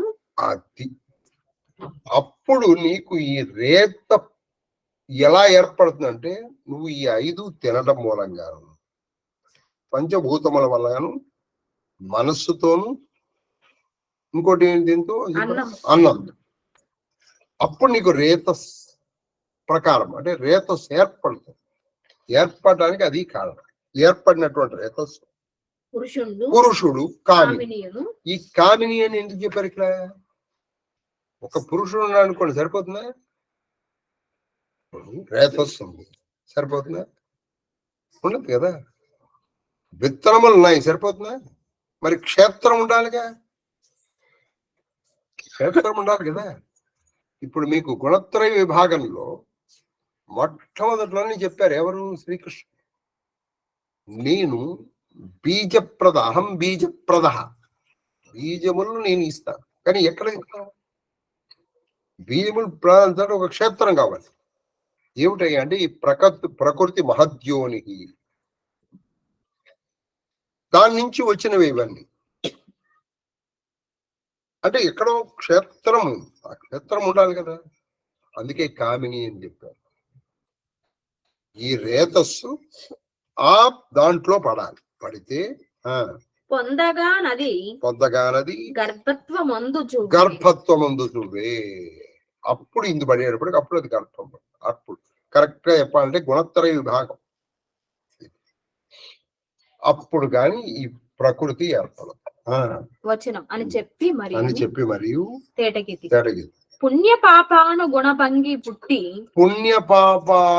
భంగి పుట్టి సౌఖ్య దుఃఖమయ సంసరణం అంటే అప్పుడేం జరుగుతుంది? ఈ పుణ్యము పాపము, పుణ్యము వల్ల సుఖము, పాపం వల్ల దుఃఖము, ఇవన్నీ పుడుతున్నాయి. పుట్టి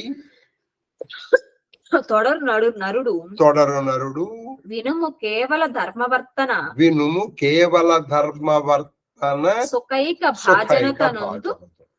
సుఖైక భాజనతనందు ధర్మైక పరతమేలు. కాబట్టి అక్కడి నుంచి ఏం జరుగుతుంది? పుణ్యములు పాపం. ఆ పుణ్య పాపములను అనుసరించి వీటికి సుఖము గాని దుఃఖము గాని. అయితే ఇలా ఉన్నటువంటి వాడు ధర్మైక పరతనందు, ధర్మాన్ని అనుసరించి ఉండడం శ్రేయస్కరం. ఒక విచిత్రమైన లక్షణం ఏంటంటే మనిషి సుఖాలను కోరుకుంటాడు. అయితే నీకు సుఖం ఎప్పుడు వస్తుంది? పుణ్యం చేయాలనిపిస్తుంది. మనిషి దుఃఖాన్ని కోరుకోడు. దుఃఖం ఎప్పుడు వస్తుంది? నువ్వు పాపాలు చేస్తే. సుఖాల్ని కోరుకున్న మనిషి పాపాలు చేయడానికి ఇష్టపడతాడు, కానీ పాప ఫలితమైనటువంటి దుఃఖాన్ని కోరుకోడు. సుఖాల్ని కోరుకున్నటువంటి మనిషి పుణ్యములు చేయడానికి మనసు రాదు. ఇది ఒక విచిత్రమైన విషయం. తర్వాత కందపద్యం. జనవర జనవర కృమి గర్దభ ముఖ జననంబుల. ఇంకా చెప్తారు ఇప్పుడు. జనవర కృమి గర్దభ. కృమి కృమి అంటే పురుగు. క్రిమి నుంచి వచ్చింది క్రిమి. గర్దభ గర్దభ గాడిద. ముఖ గర్దభ ముఖ అంటే ముఖం మొదలైనటువంటి జననంబుల పొంది అటువంటి అంటే ముందర క్రిమి గాను కీటకంగా, తర్వాత గాడిద గాను పుట్టి ఇలా మొదలైన జన్మలు ఎత్తి నరక సంవాసము చెందు నదిక పాపాత్ముండగు మనుజుడు కర్మ సవిశేష మహిమ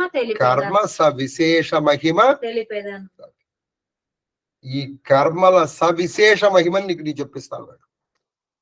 వీళ్ళు మనుషుడు ఎక్కువ పాపాలు చేస్తే వాడు ఏమైపోతాడయ్యా అంటే పురుగుగాను గాడిదగాను పుడతాడు. పురుగుగాను గాడిదగాను పుడతాడు. ఆ పాపాలు ఏవో చెప్తాను విన్నాను. ఎందుకంటే చెయ్యకూడనివి నీకు తెలిస్తే చెయ్యాల్సింది నీకు తెలుస్తాయని చెప్పారు. తర్వాత జననీ జనక గురుల ఎడ చూడండి, జననీ జనక గురుల ఎడ నొనరించిన మేలు కీడు కేడు నొనరు. చూడండి, ఇక్కడ వీళ్ళ పట్ల తల్లి తండ్రి గురువు పట్ల నువ్వు మేలు చేస్తే ఒకటి, ఇదే తల్లి తండ్రి గురువు పట్ల నువ్వు కీడు చేస్తే చెప్తున్నారు. కీడు నొదవించు సుఖంబునకు దుఃఖమున. వీళ్ళకి నువ్వు మేలు చేసావు, నీకు సుఖం లభిస్తుంది. వీళ్ళకి నువ్వు కీడు చేసావు, నీకు దుఃఖం లభిస్తుంది. ఇంతని కొలది ఎడన్ వశంబే అజునకు నైనన్. వాళ్ళకి ఎంత మేలు జరుగుతుంది, వాళ్ళకి ఎంత సుఖం వస్తుంది, ఎంత దుఃఖం వస్తుంది చెప్పడానికి నేను కాదయ్యా, బ్రహ్మదేవుడు కూడా చెప్పలేడు. కాబట్టి ముఖ్యమైన మాట ఏంటి, నువ్వు ఎప్పుడు మాతృదేవో భవ, పితృదేవో భవ, ఆచార్య దేవో భవ. అటువంటి వాళ్ళతో నువ్వు ఎలా మాట్లాడాలి? అలా వాళ్ళతో ఎలా మాట్లాడుతున్నావండి? నేను కొంతమందిని చూస్తానండి, వాళ్ళు తల్లిదండ్రులతో ఎలా మాట్లాడతారంటే మన సబార్డినేట్ తో కూడా మనం అలా మాట్లాడాము, మన ఇంటికి వచ్చిన పని మనిషితో కూడా అలా మాట్లాడాం. మళ్ళీ ఇప్పుడు నీకు ఇంత శరీరం రావడానికి కారణం వాళ్ళు కదండి. ఏమా నీకు తెలీదు, నాన్న నీకు తెలీదు, నీకే అన్నీ తెలుసా? నీకే అన్నీ తెలుసా? నిన్ను పెంచి పోషించినటువంటి వాళ్ళకి ఏమీ తెలియదా? కొన్ని సందర్భాలు నాకు చాలా బాధ కలుగుతుంది ఈ మధ్య. ఇగో మీరు మాట్లాడకండి, నేను మాట్లాడతాను. వాళ్ళు కూడా పాపం ఏమీ అనలేక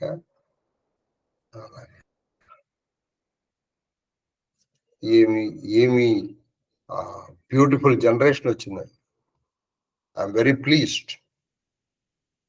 పై అది కూడా నా ఎదురుకుంటా.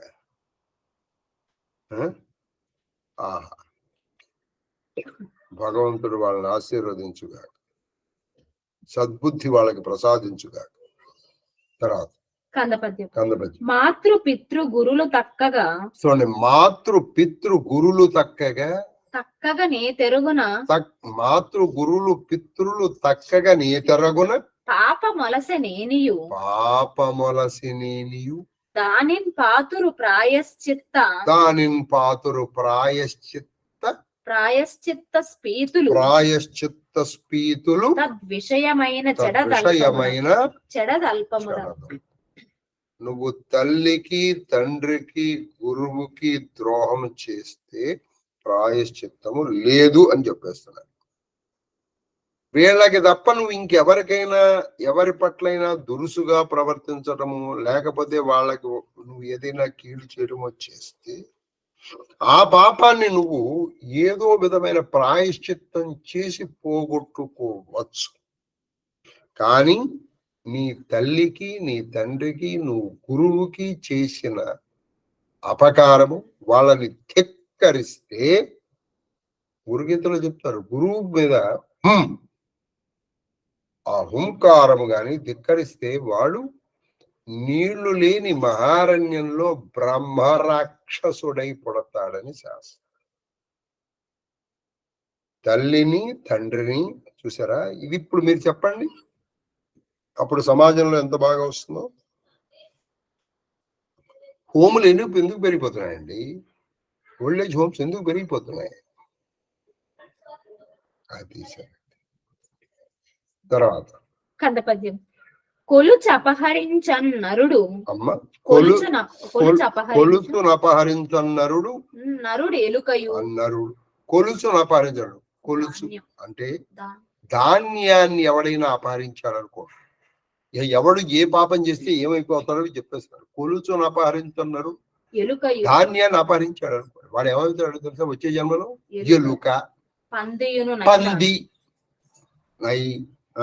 ఈ దుర్జనముల దుర్జనములు పొందునంత పాపము పొలియక అతనికి కుక్క పుట్టుక కలుగు. వాడు ఎలుకైపోతాడు, పంది అయిపోతాడు, అయినా వాడి పాపం పోదు. అందుకని వాడి చివరికి కుక్క అయిపోతాడు.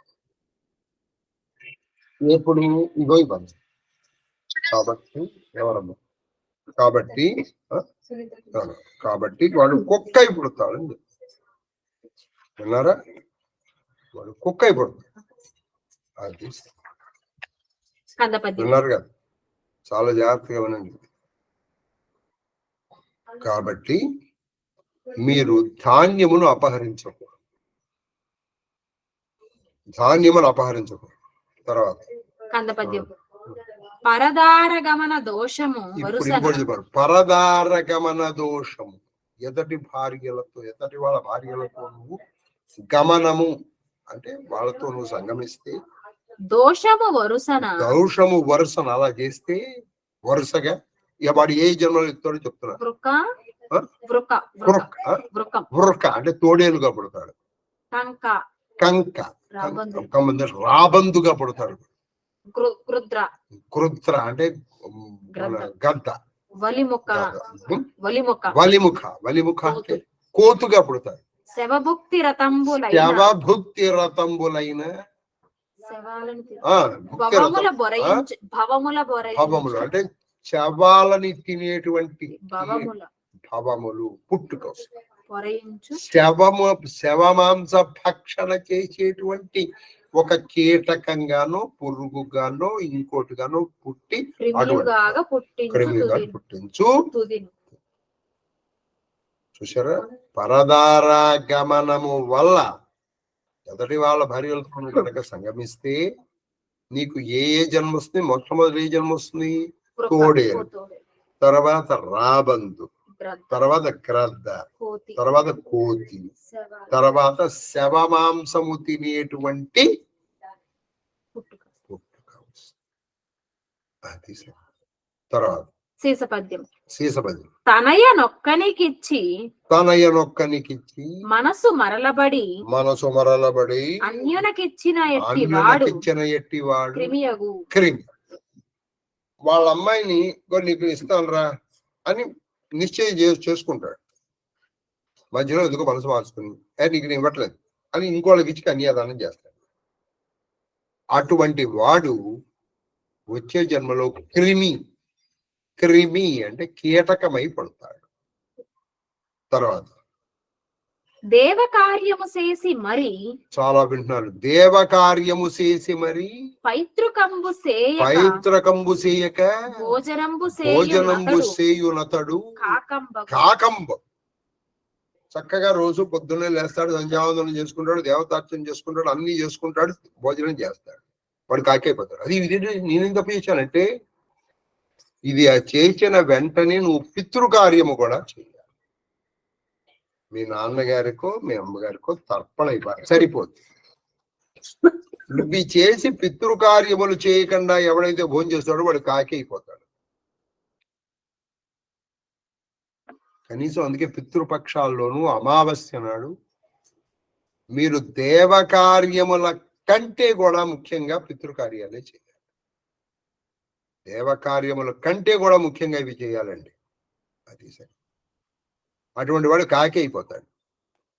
తర్వాత అన్న తిట్టిన క్రౌంచమై పుట్టు. చూడు, అన్న తిట్టిన క్రౌంచమై, మీ అన్నగారిని అంటే అన్నగారు ఆయన్ని తిట్టావనుకో నువ్వు క్రౌంచ పక్షివై పడతావు. బ్రహ్మకులాభిజాతన్ బ్రహ్మకులాభిజాత కవసి శూద్రుడు నరకపు గుంట పుర్వగు నరకపు గుంట పుర్వగు గుంట పుర్వగు అంతకుడు. ఒక బ్రాహ్మణ స్త్రీతో ఒక శూద్రుడు సంబంధం పెట్టుకున్నాడు అనుకోండి, వాడు ఏం చేస్తాడు? నరకం అనేటువంటి గుంటలో ఒక పురుగు అయిపోతాడు. అంటే మురుక్కాలంలో పురుగై పుడతాడు అన్నమాట వీడు. ఇది ఒక బ్రాహ్మణ స్త్రీతో కనుక సంబంధం పెట్టు. అది ఎవరు? ఒక శూద్రుడు మహాదేవ. పూర్వగునంతకు కింకరులు అంట పట్టి అయినా వాళ్ళకి ఎలా నువ్వు బ్రాహ్మణ స్త్రీని చెప్పడతావా అని చెప్పి ఇంకా కింకర్లు చేసిన పాపానికి సరిపోదని అప్పుడు కింకర్లు వాడిని పట్టుకుని కట్టుకొని పోయి బాగా కట్టేసి తీసుకుని వెళ్ళి వాడిని కోసి కాల్చి కృతజ్ఞునుగ్ర కంటక సముదయము మీద అంటే బాగా వాడిగా ఉన్నటువంటి ముళ్ళ మీద, వాడిగా ఉన్న ముళ్ళ మీద, కంటకమ్మల మీద క్రంద దాని మీద పడుకోబెట్టారు. దాని మీద బాగా ఒత్తి పెట్టి పడుకోబెడతారు. వీడు పైనుంచి వాళ్ళు నొక్కుతారు. బ్రాహ్మణ స్త్రీతో సంబంధం ఏర్పరచు. మరియు దుఃఖముల పెట్టు తెరగులెన్ని అన్నిటను పరతురధిప. ఇంకా ఏ విధంగా దుఃఖాలు పెట్టచ్చో అలా అన్ని విధాలుగాను వాళ్ళు దుఃఖాలు పెడతారు అన్నారు. అది తర్వాత కందపద్యం. ధనవాంఛ నిరాయుధు చంపిన గాడిద మొదలుగాగ పెక్కులు జనంబుల పొందును శస్త్ర నిహతి తోడ మరణదశ మరణదశ. నువ్వు ధనకాంక్షతో నిరాయుధులైనటువంటి వాడిని నువ్వు చంపితే నీకు గాడిదే కాదు తో పాటు ఇంకా మొదలుగా ఏవో జన్మలే వస్తాయి. నువ్వు ధనం వాడు నిరాయుధుడు పాప, వాడిని చంపేసావు అనుకో నీకు గాడిదై పడతావు. అంతేకాకుండా నీకు తిర్యక్ జనములు అంటే ఇలా అలా పుడతావు.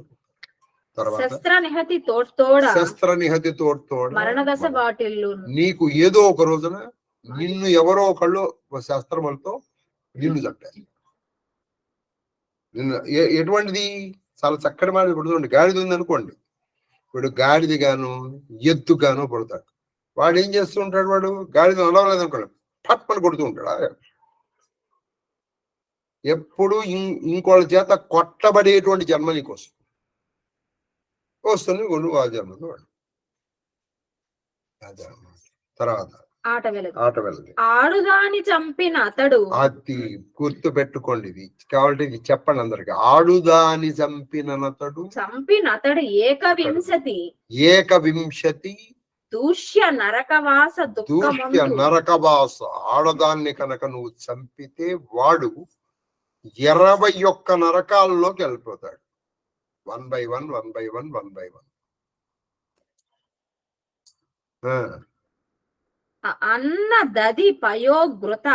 అన్న దధి పయోఘృత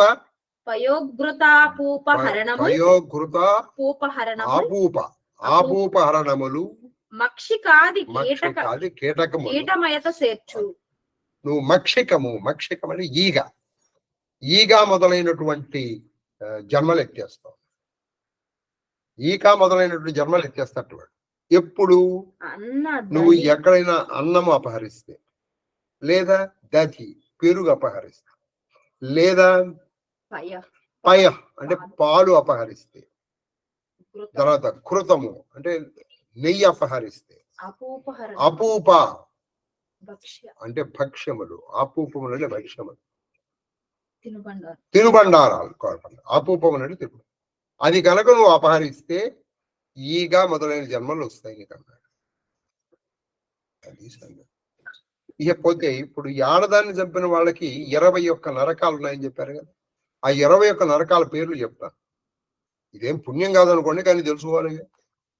తామిశ్రమం అమ్మ తామిశ్రమము, లోహ శంకువు లోహ శంకువు, మహానిరయము, శాల్మలి, రౌరవము, కుంభలము, పూతి మృత్తికము, కాలసూత్రము, సంఘాతము, లోహితోదము, సవిషము, సంప్రపాతనము, మహానరకము, కాకోలము, సంజీవనము, మహాపదము,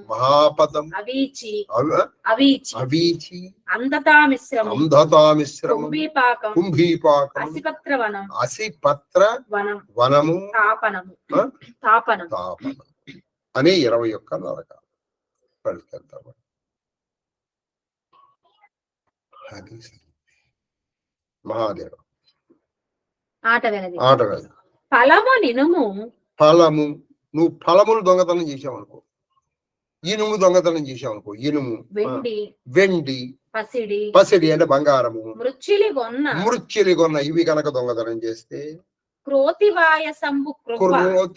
అంటే ఇప్పుడు పండు దొంగతనం చేసావనుకో కోతి అయిపోతావు. తర్వాత ఇనుము దొంగతనం చేస్తే వాయసం అంటే కాకి అయిపోతావు. వెండి దొంగతనం చేస్తే గురువ పావురం అయిపోతావు. పసిడి దొంగతనం చేస్తే నీచ పరమ నీచ క్రిములు. అది అగు సదంబరము హరించిన నరుడు మనుజనాథ.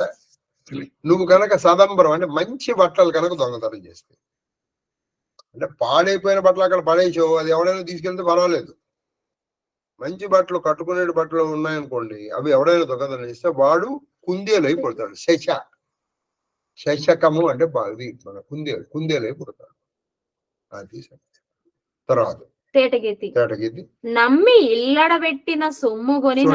నమ్ము ఇల్లడ పెట్టడం అంటే నేను చెప్పాను, అంటే నేను నమ్మాను. నేను నాయన నేనేదో ఆపదలో ఉన్నాను రా, నువ్వు నా 10,000 నీ దగ్గర అట్టే పెట్టుకో, నేను 10 రోజులు రాదు వస్తాను, నేను తీసుకొస్తాను. వీడు అలాగే అని చెప్తాడు. వీడు నా దగ్గర ఇక్కడ పెట్టావు అంటాడు.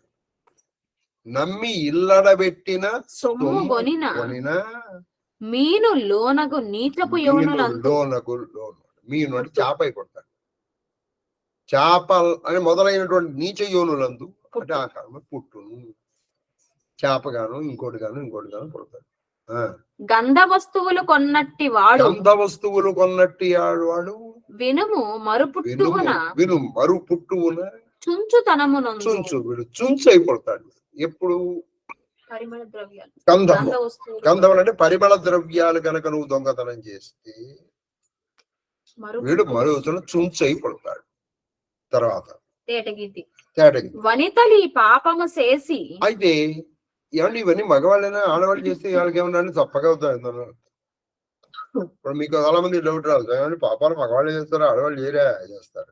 వనితలు కనుక ఇప్పుడు ఇందాక చెప్పిన పాపాలు చేశారనుకో, ఏది మనం మొట్టమొదటి ధాన్యదానము, ధనాపడం, వీళ్ళు ఏం చేస్తారు, ఈ మగ జంతువులకి వాటి భార్యలుగా పడతారు. ఇప్పుడు నువ్వు వెండి దొంగతనం చేసావు అనుకో, ఉదాహరణకి వెండి దొంగతనం చేసిన వాడు ఏమైపోతాడు, పావురం అయిపోతాడు. ఇది ఆడ పావురం అయిపోయి ఆ మగ పావురానికి పడుతుంది. అది చెప్పండి. వనితలు వాని పత్నులై చెల్లిదురు. పాపభీతి తెరువు తప్పక, అది పాపభీతి తెరువు తప్పక నడచిన నరులు సౌఖ్యమందుదురు. నువ్వు పాపభీతితో ధర్మ మార్గాన్ని వదలకుండా ఉన్నవాడు సుఖాన్ని పొందుతారు. 2 లోకంబులందు అంటే ఇహములోను పరములోను కూడా వాళ్ళు సుఖాన్ని పొందుతారు. తర్వాత వచ్చెను అని అని చెప్పి ఇట్లని నేను కొన్ని తెరగులు ఎరింగించితి నేను కొన్ని తరంగులు ఎరింగించితి మరియును అనేక పదార్థాపహరణముల బహువిధంబులకు ఫలంబులు వాటిల్లును వాని నెల్లను శాస్త్రాంతర శ్రవణంబున ఎరింగెదుగాక. అయినా నేను కొన్ని చెప్పాను, అన్ని చెప్పలా, కొన్ని చెప్పాను. మరి మిగతావన్నీ అంటే ఇప్పుడు ఇవన్నీ ఆ లిస్ట్ అంతా నీకు రాయలేను. నువ్వు అనేక శాస్త్రాలు వింటూ ఉండంగా తదంతర్గతంగా రావాల్సిందే అవి. ఏమంటే మొత్తం పాపాలు లిస్ట్ రాయంటే ఇవన్నీ ఎక్కడ రాస్తానండి? బృహస్పతి చెప్పలేకపోవడం కాదు, ఇదంతా చెప్తాం. ఆ శాస్త్రం వచ్చినప్పుడు నీకు అది తెలుస్తుంది అంతే. కాబట్టి ఆ శాస్త్రాంతర్గతంగా నువ్వు వింటావు నాయన అని చెప్పేశారు బృహస్పతి. అనిన విని ఆ కురుపతి బృహస్పతితో పాపంబులను పాపికొను తెరంగు. సరే, నువ్వు ఎన్ని పాపాలు చెప్పావు, పాపాలు చేస్తే వచ్చే జన్మలో ఏమైపోతారో ఇవన్నీ. కానీ పాపం ఏదో చేసావు, కానీ దాన్ని పోగొట్టుకునే మార్గం ఏమిటన్నారు. చాలా చక్కటి మార్గం అండి, చక్కగా చెయ్యండి. మీరు చెయ్యొచ్చు అంటే మీరే చేశారు కదా సుమాన, మిమ్మల్ని అనుటయ్యును అతనికి అలా అనేటప్పటికి అప్పుడు ఆ బృహస్పతి ధర్మరాజుతో ఇలా ఏమన్నారంటే కందపద్యం విను దానంబుల పాపములనగా చెడు దానములకు నన్నిటికి చెడు విను పాపములు దానములతో పాపాలు చెడిపోతాయి. చెడు దానములు లేవు. చెడు దానములు అంటే దానాల్లో చెడు దానములు మంచి దానములు అని వస్తాయి. పాపంబులు చెడు అక్కడ ఆపాలి. కాబట్టి నువ్వు దానము చేస్తే పాపాలు పోతాయి, పాపాల తీవ్రత పోతుంది. అయితే ఈ దానములన్నిటిలో కల్లా దానములకు నన్నిటికి అది దానములనన్నిటికీ సజ్జన సేవ్య. సజ్జనులు నిన్ను సేవిస్తూ ఉంటారయ్యా ధర్మరాజా. అన్నదానము మునులు అధికం పాపములు పోగొట్టుకోవడానికి అన్ని దానాలు కన్నా మంచిది అన్నదానం. ఎందుకని నాన్నోదక సమందానం ఎందుకన్నారంటే ప్రపంచంలో ఒక అన్నము ఉదకం తప్ప ఎవ్వరికి నువ్వు ఎంతన్నా వాడికి తృప్తి ఉండదు. వాడికి నువ్వు ఒకప్పుడు 100 చీరలు ఇచ్చావు అనుకోండి, 100 బట్టలు ఇచ్చావు, పని ఎందుకండి ఈ కలర్ లేదండి నాకు. కాబట్టి వాడికి ఇంకేదో ఉంటుంది, లేదా ఈ క్వాలిటీ లేదంట. అదే అన్నం ఉందనుకో, వాడు మ్యాక్సిమం ఎంత తినగలడో అంతే తినగలుగుతారు. కాబట్టి ఇది చెయ్యండి, ఇది చేసి తీరవలెను, ఇది గుర్తు పెట్టుకోండి. అది నాన్నోదక సమందానం. ఎక్కడికన్నా వెళ్ళినప్పుడు చక్కగా అన్నదానాన్ని కట్టండి, అన్నదానాన్ని కట్టండి. అయితే మీరు ఆల్రెడీ కట్టారు. శివపరివారం తరపున కాశీలో నిత్యాన్నదానం కోసం మీరందరూ ఒక 25,000 రూపాయలు కట్టారు అప్పట్లో. అది సంగతి నాకు ఇప్పటి కూడా బాగా గుర్తు. ఇది 2018లో కట్టాను. అలా ఒకసారి కట్టిందే మళ్ళీ రెండోసారి కట్టకూడదని ఏం లేదండి, కట్టవచ్చు. తర్వాత 270 పద్యాలు అయ్యాయి, 855 అయ్యాయి. 270 అయినాయా? 850 అయిందా? 55 అంటే 5 నిమిషాలు ఉందా? ఇంకో 9 పద్యాలు చదివిస్తే 279 అవుతాయి. అప్పుడు ఆపేస్తాను వాటి. 279 అయితే అప్పుడు 45 పద్యాలు అవుతాయి. టకటకలో కందపద్యం. న్యాయార్జితమగునన్నము అది న్యాయార్జితమగునన్నము వేయింటికి పెట్టవలయు విప్రజనము హర్షాయత్తంబుగా దానం పాయని పాపములు గలవి. ఏమయ్యా, నువ్వు న్యాయముతో ఆర్జించిన సంపాదనతో నువ్వు 1000 మంది బ్రాహ్మణుల కనుక భోజనం పెడితే అంటే విప్రజనులు మెచ్చుకున్నాడు చేస్తే దాంతో కాబట్టి నువ్వు న్యాయమైనటువంటి సొమ్ముతో చెప్పాడు దానం చేయన్నారు. అది కౌరవ ముఖ్య. గౌరవముఖ్యం. కాబట్టి న్యాయమైన సొమ్ముతో మీరు చక్కగా ఎప్పుడైనా అవకాశం ఉంటే వాళ్ళకి చేస్తూ ఉండండి, అన్నదానం చేస్తున్నారు. అది సరే, నెలకోసారి మీరు చేయొచ్చు, పెద్ద కష్టమేం కాదు. అది సరే. తర్వాత తేటగీతి. తేటగిది తిరిసి ఏనియు తిరిసి ఏనియు అన్నంబు తెచ్చి శిథిలులైన విప్రుల ఆకలి విప్రులనాకలి ఆకలిని అపహరించి పురుషుడు ఊర్ధ్వలోకంబుల పురుషవరుల కర్చనీయుడై వెలుగుచు నందయుండు. చూడండి, ఊర్ధ్వలోకములో అక్కడ ఉన్నటువంటి పురుషులు వీడిని అర్చిస్తారు. ఎటువంటి వాడిని? తిరిసి నువ్వు అడుక్కుని వచ్చేనైనా సరే వాడికి అన్నం పెట్టాలి. ఒకడు పాపం శిథిలుడు, పాపం చిక్కబడ్డాడు, వాడు ఏం చెప్పాడు అంటే కొంచెము బక్క చిక్కి ఉన్నటువంటి ఒక బ్రాహ్మణుడికి నువ్వు అన్నం పెట్టాలంటే నువ్వేం చేయమన్నా, నువ్వు అడుక్కు పెట్టమన్నాడు. నువ్వు అడుక్కొచ్చైనా సరే, తిరిసి అంటే అడుక్కొచ్చాను నువ్వు అడిగి అన్నం పెట్టాలి. మనకు అంత గతి లేదు కదండి. ఒక బ్రాహ్మణ మన అన్నం పెట్టలేమంటారు. తర్వాత వికంద పద్యం. వేదాధ్యయనార్థ ప్రతిపాదనమున అర్థ ప్రతిపాదనమున విప్రవరుడు బ్రహ్మ విషయ సద్భూదానంబుల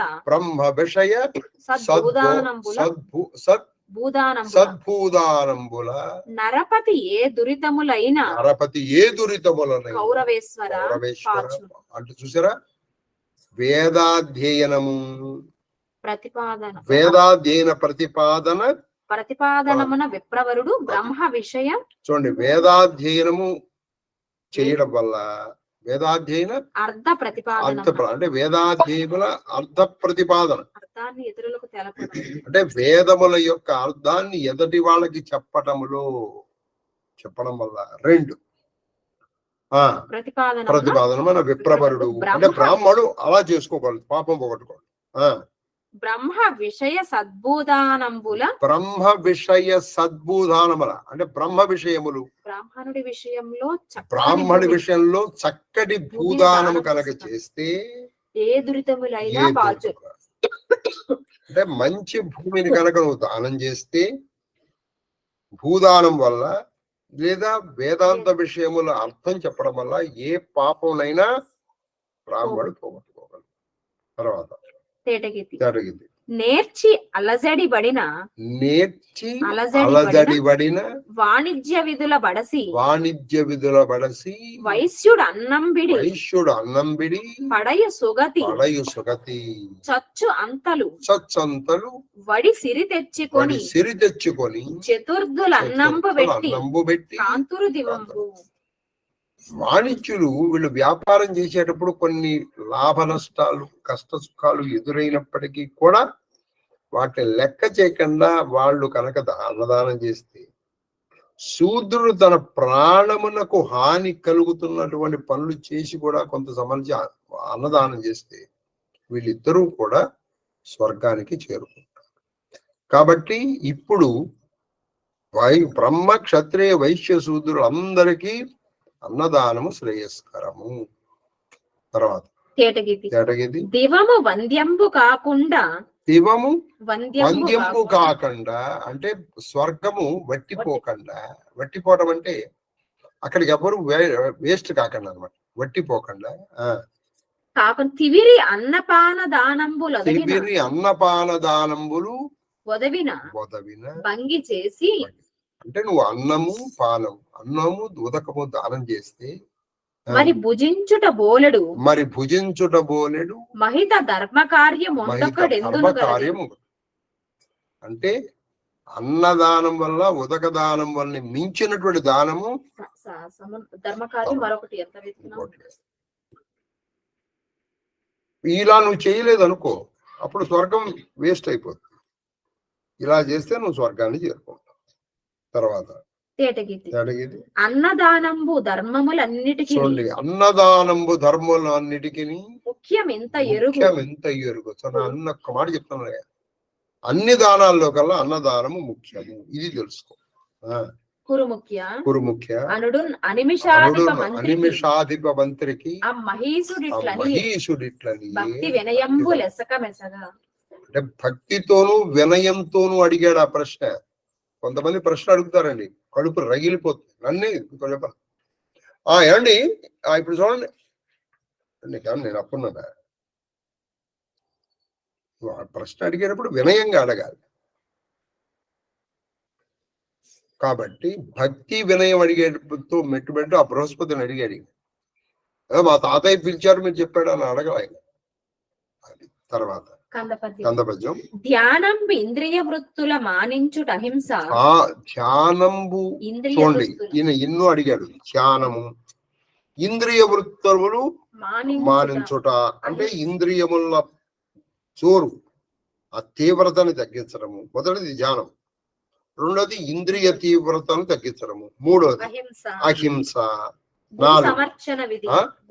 గురు సమర్చన అంటే గురువుని చక్కగా సమగ్రంగా అర్చించడం. ఊరికే వెళ్ళినప్పుడు ఒక నమస్కారం పెట్టడం కాదు, అది సగం. గురు సమర్చన, నిత్యాన్ని రోజు అనుష్ఠానం చేసుకోవటము, తపము, ఆరోది తపం.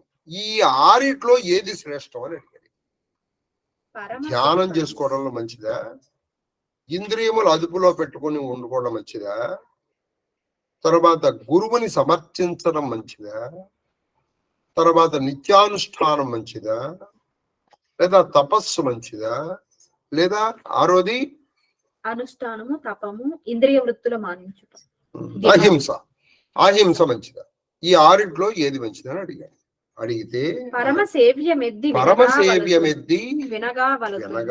ఇందులో పరమసేవ్యం చాలా ముఖ్యమైనది ఈ ఆరిట్లో. అప్పుడు దానికి బృహస్పతి ఏం చెప్పారంటే, వినిపింపమన్న మహాత్ముడు ఇలా వినిపించమనేటప్పటికి అప్పుడు ఆ మహాత్ముడైనటువంటి ఆ బృహస్పతి ఈ ఆరును మంచి తెరువులై ఉండు,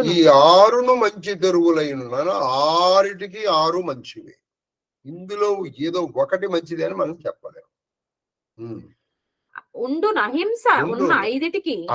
అయితే నువ్వు ఇప్పుడు అడిగిన దాంట్లో అన్నిటికంటే ముఖ్యమైనది అహింస అన్నాడు.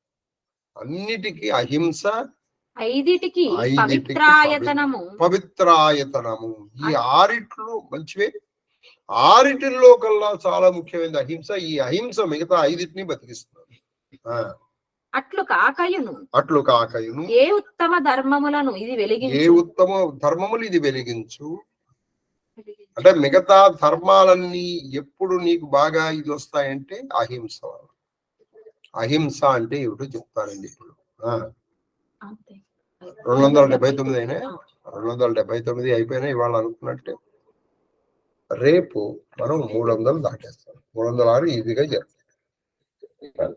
మనకి ఇగో 18వ తారీఖు లోపల, 18వ తారీఖు నాడు కూడా చెప్తాను. మనకి ఈ చతుర్థాశ్వాసం పూర్తయిపోతే పంచమాశ్వాసం వీలైతే ప్రారంభించుకుంటాం. చెప్పండి.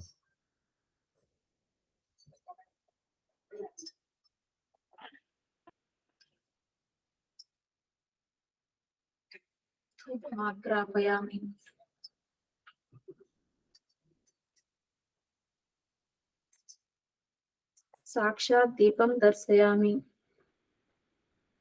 ధూపదీపానంతరం శుద్ధాచమనీయం సమర్పయామి. నైవేద్యం. ఓం భూర్భువస్సువః సర్వచైతన్య రూపాంతమాద్యాం విద్యాం చ ధీమహి బుద్ధిం జ్ఞాన ప్రచోదయాత్.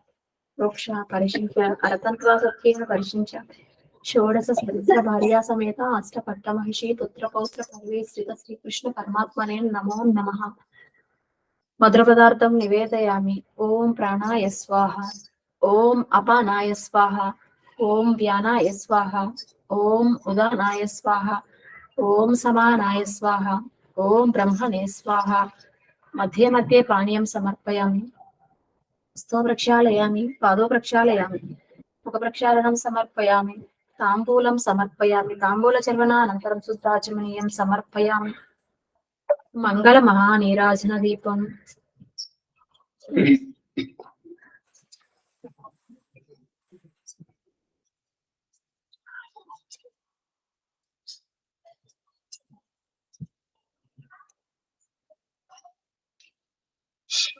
లక్ష్మీగళత్రం లలితాబ్జనేత్రం పూర్ణేందువక్త్రం పురూపమిత్రం కారుణ్యపాత్రం కమనీయగాత్రం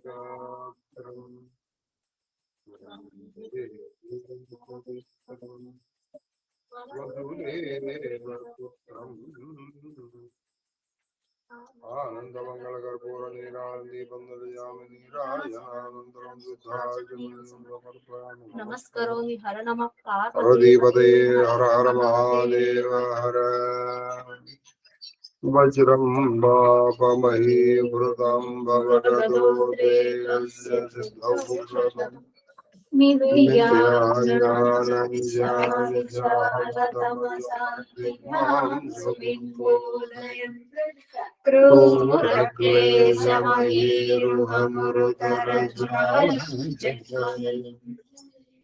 శిఖేద్వారం నివృత్తే సద్మనం విజయతే కృష్ణే దుర్లద్వయం చామరమర్జయామి స్వస్తి ప్రజాభ్య పరిపాలయంతాం న్యాయేన మార్గేణ మహీ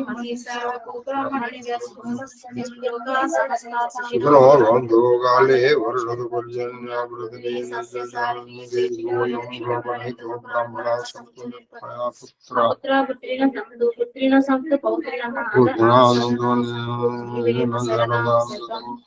సకుటుంబం సశివ పరివారం రక్షంతు సర్వే జనం రక్షంతు సర్వ శివపరివారస్య ధర్మబద్ధమనో ఫలసిద్ధిరస్తు నివారణస్తు అధర్మస్య నాస్త్యస్తు ధర్మస్య విజయోస్తు ఓం సర్వం శ్రీకృష్ణ చరణారవిందార్పణమస్తు ఓం నమః చండికాయ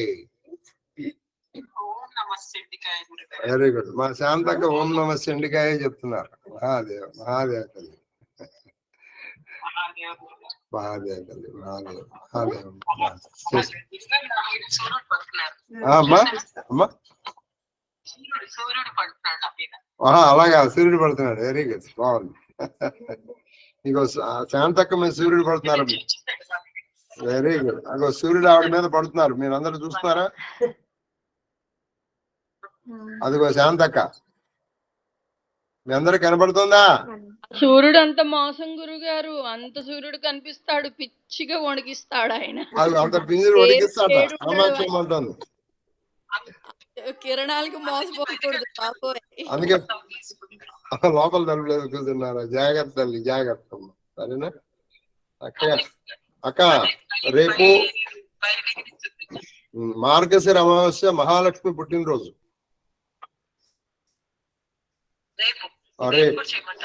రేపు మార్గశిర అమావాస్య మహాలక్ష్మి పుట్టినరోజు రేపు కూడా చేయండి సరేనా వెరీ గుడ్ మహాదేవ్ మహాదేవ్ మహాదేవ్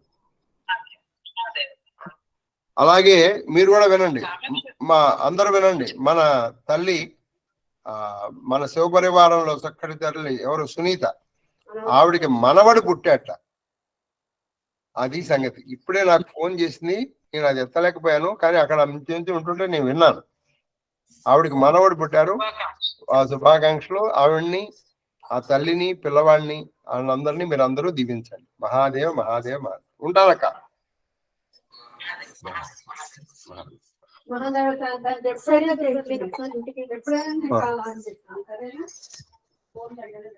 మహాదేవ